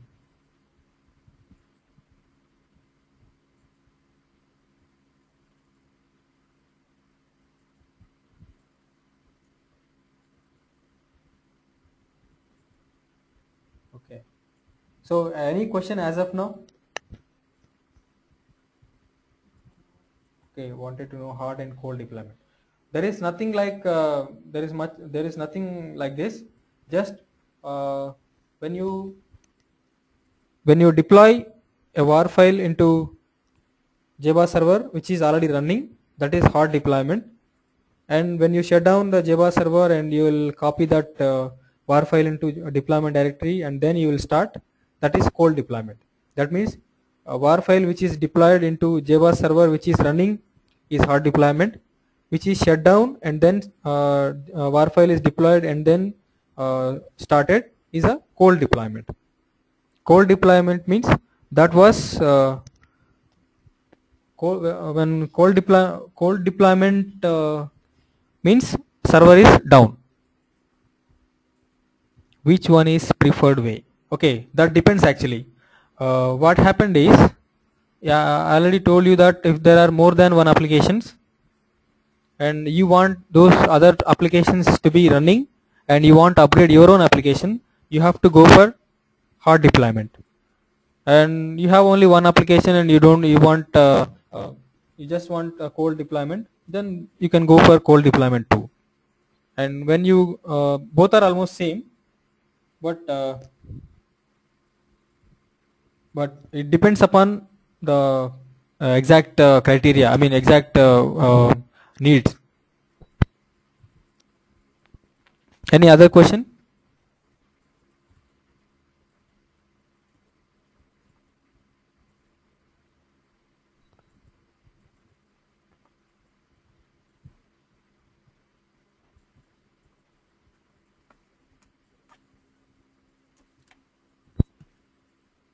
Browser cache.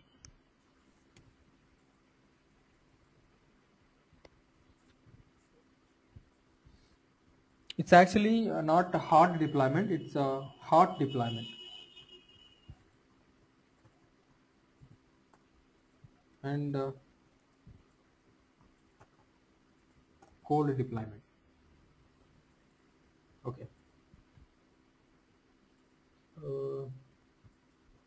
Browser cache, that is actually browser cache is that is client side. It doesn't take anything on the server side. So browser cache will be on the client side only. So it may not affect anything in the server.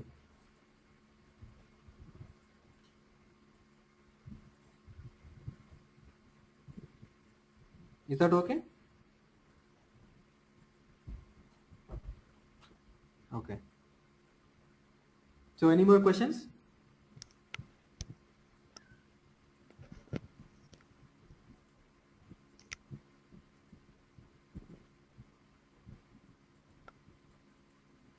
Shall I proceed?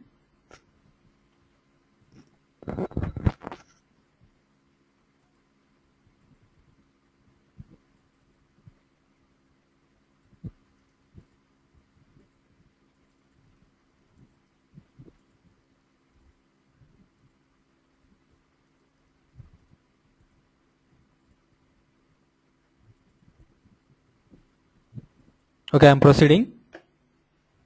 Okay.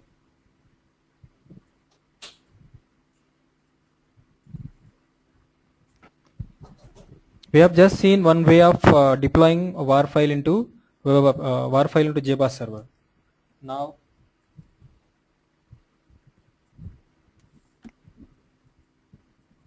I'm removing it.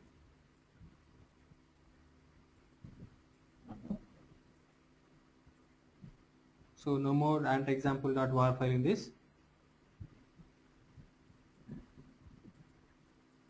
Ant-example.war file has been undeployed.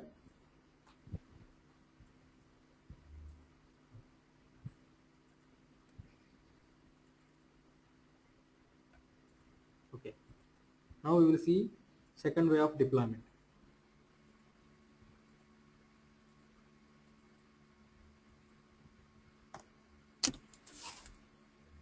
See, since ant-example.war file is not available in the server, we cannot see this.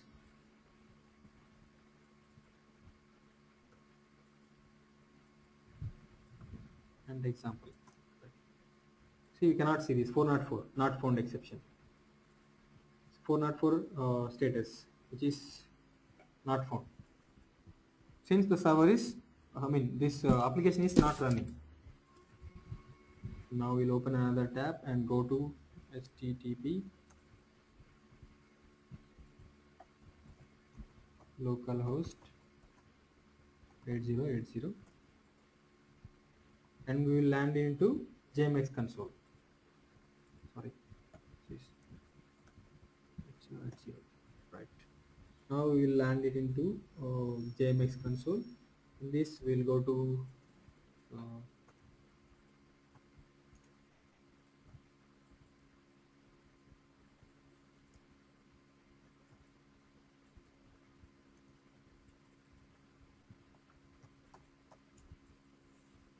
jboss.system. In this we have one mbin functionality called main deployer.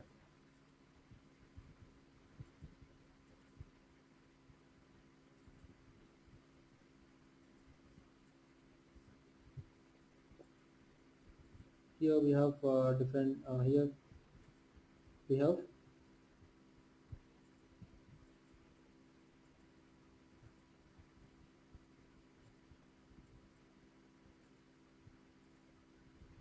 so we will provide the URL here. This is one kind of deployment and we will provide the URL of our WAR file.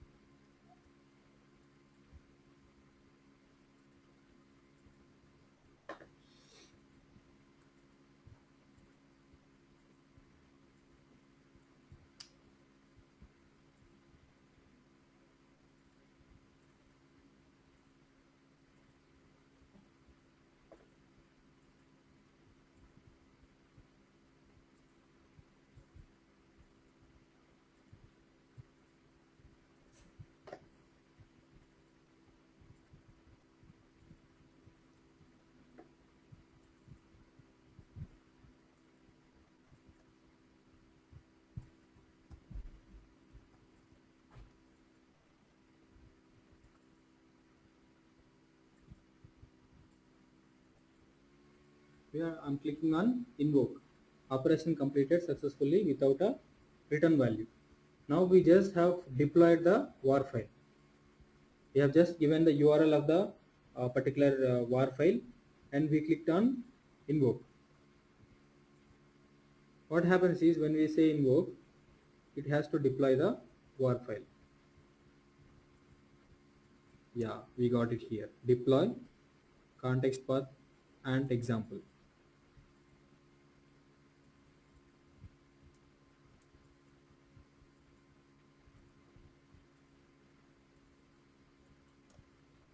See now we are able to run the application since it is deployed.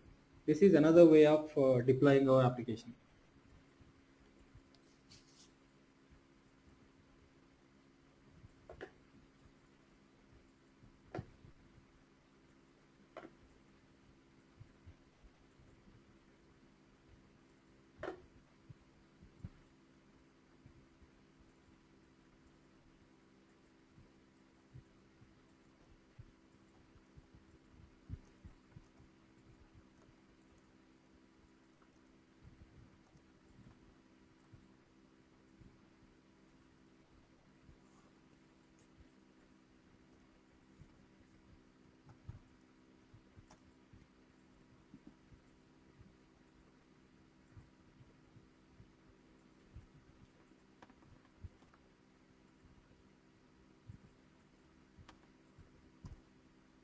Yeah, I'll show you the deployment once again.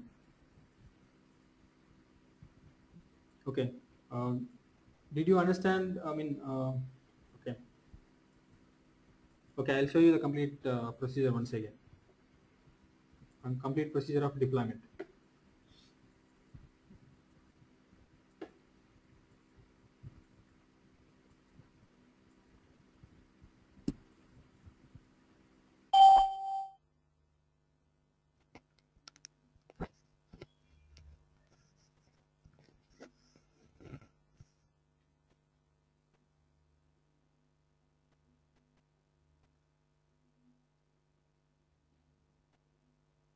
One more thing I would like to tell you that when you are deploying it from console, that actual file will not be stored onto deploy directory, but that will be stored onto temporary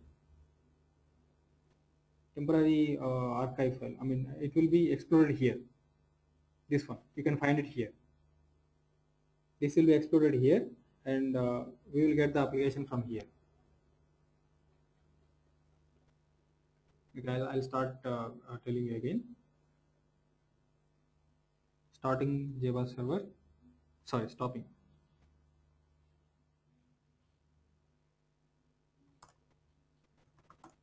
Here and start. JBoss server has been started. Invoked and copying the var file which we built earlier. Copying the var file.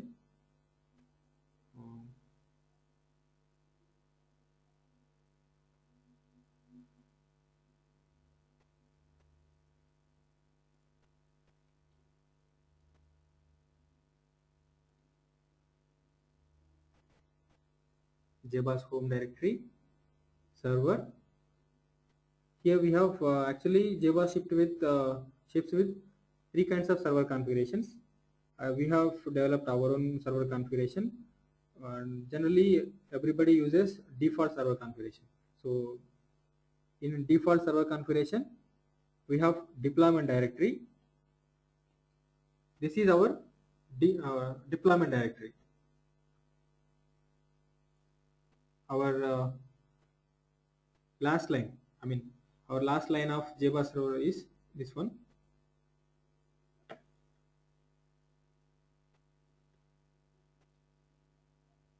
And now going to deploy directory, pasting it here, our ant example.war file. Okay, it's not copied.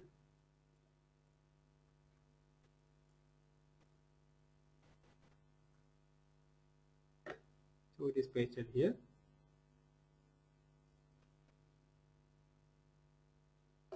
it has been deployed. Oh, not this one. Yeah, deployed here.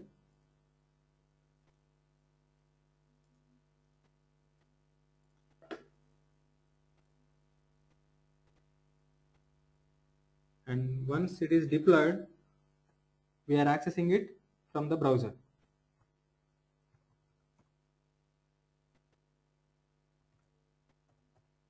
Localhost 8080.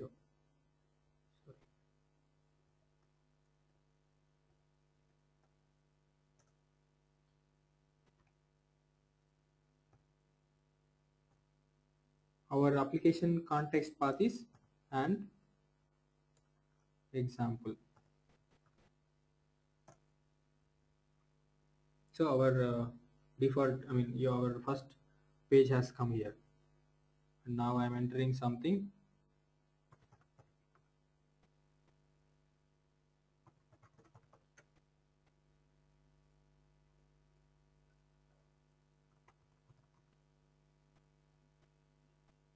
Query has been submitted, and it has been submitted to some Java class, and some request and some response has been formed, and it is given as a HTML page, and now we got some value. So this is our actually an application. If you are not from Java, you don't have to bother. You don't have to bother about development of Java. So if you are from, if you are in Java, you have to bother about how to develop and how to display, that kind of things you have to bother about. And now, as of now, we just deployed application and we checked the application, and that is our hot deployment, because we deployed the application while the server is running.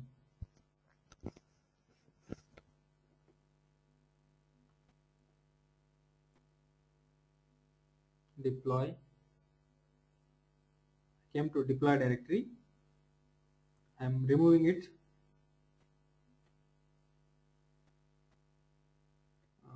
I'll delete it. Deleted.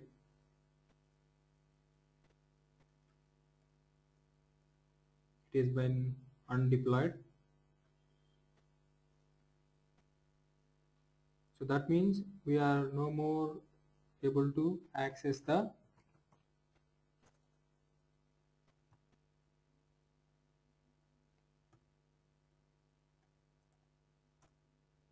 we are unable to access because the application has been removed. Now when we go to cold deployment, we'll stop.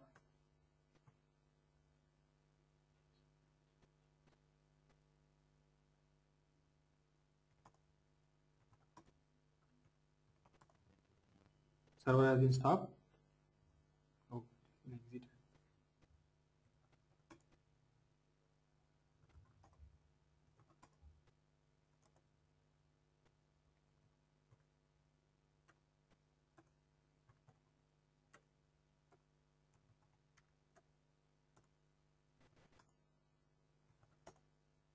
Okay.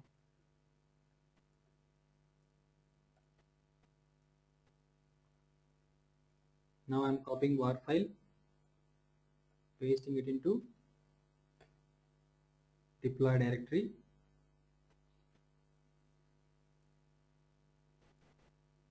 Now I will start JBoss server.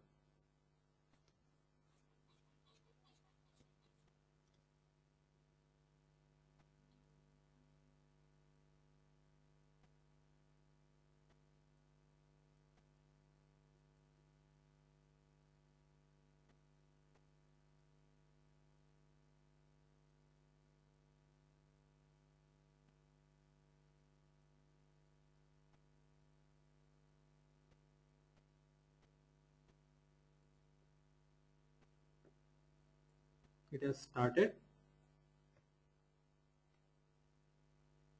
You can find ant example.war file here. This is deployed.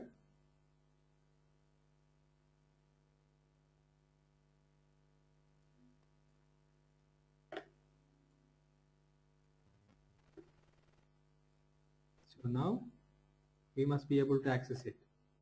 Yes, we got it.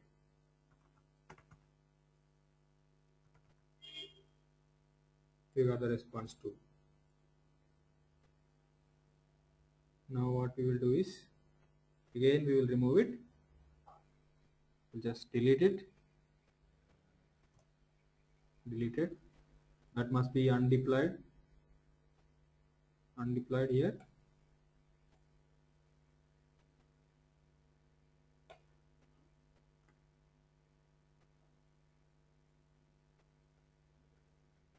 We shouldn't be able to access it.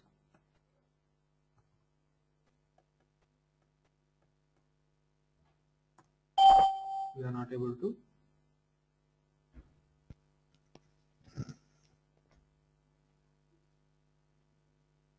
And now we'll go to JBoss console.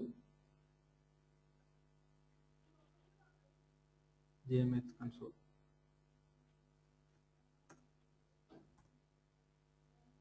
JMX console. Go to JBoss system. Main deployer.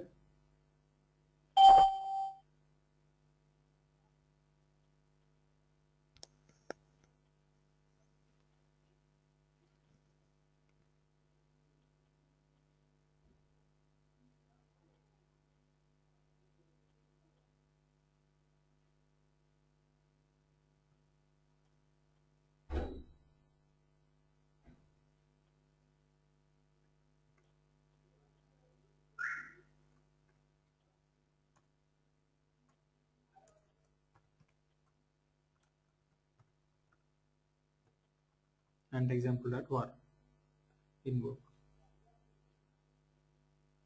It has been successful. Go to deploy. So here you will not be able to find and example.var file, but that is stored on temporary deploy.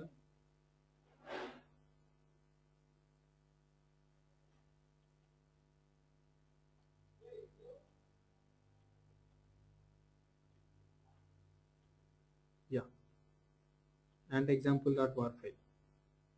11:39 is the time now in my machine. So this is and example exported var file at 11:39.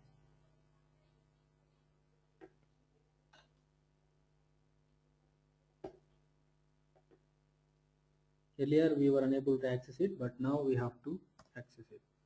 Yes.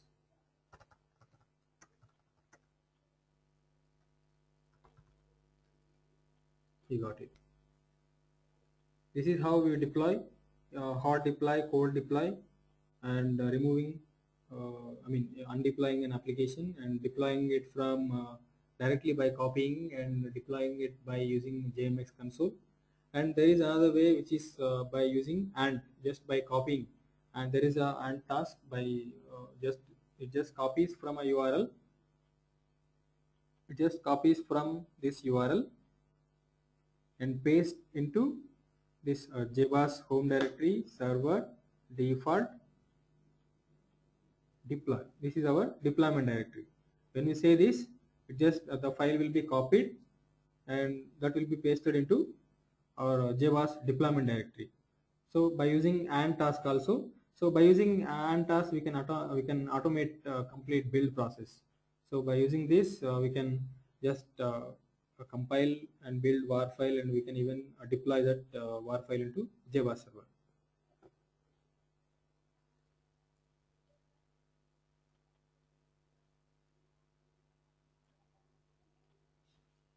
Any questions? Is that clear?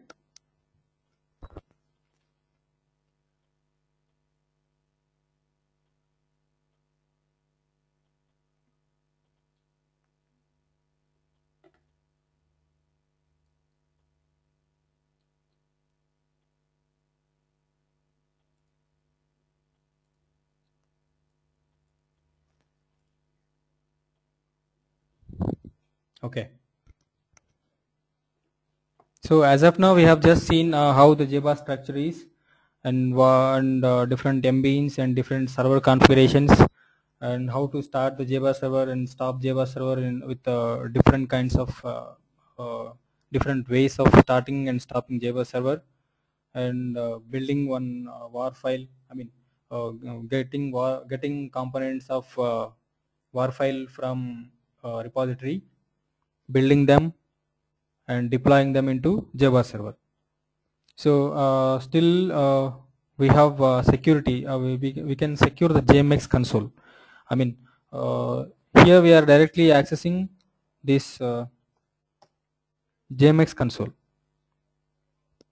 but we have to secure the JMX console, because when we are running our application here, and somebody else has already somebody else is also accessing our JMX console, he can undeploy the application, he can do whatever he wants, because our complete JBoss is depending upon mbean, and if he removes the mbean from there, or if he removes our application from there, so we have to give some protection to our JMX console. We shouldn't get this JMX console just like this.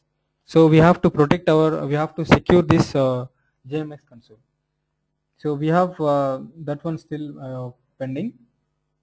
So shall I proceed it, or we will go with the next session, or we will discuss it tomorrow? As of now, you can go with the things and you can practice them.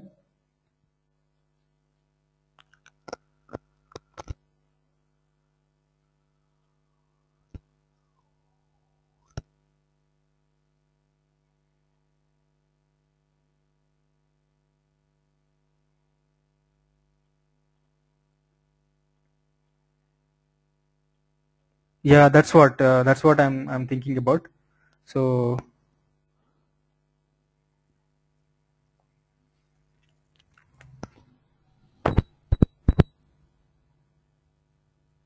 and even I may have to repeat some other session, because many have left during the session.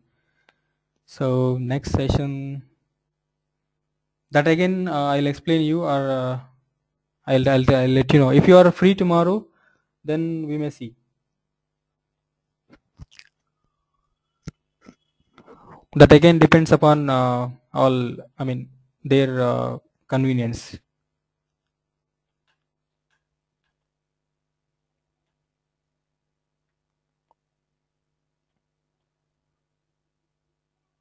Okay.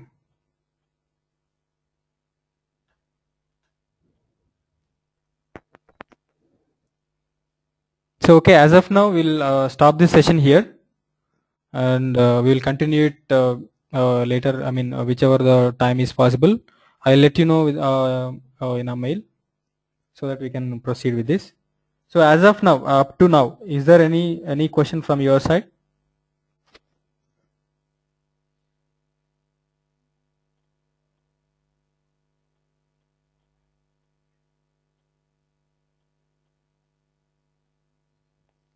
Okay, fine.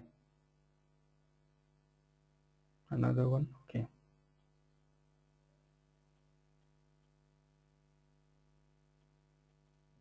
Okay, fine.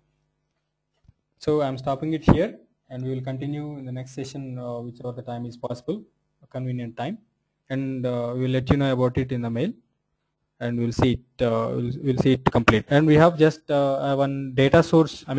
Data source creation and securing JMX console.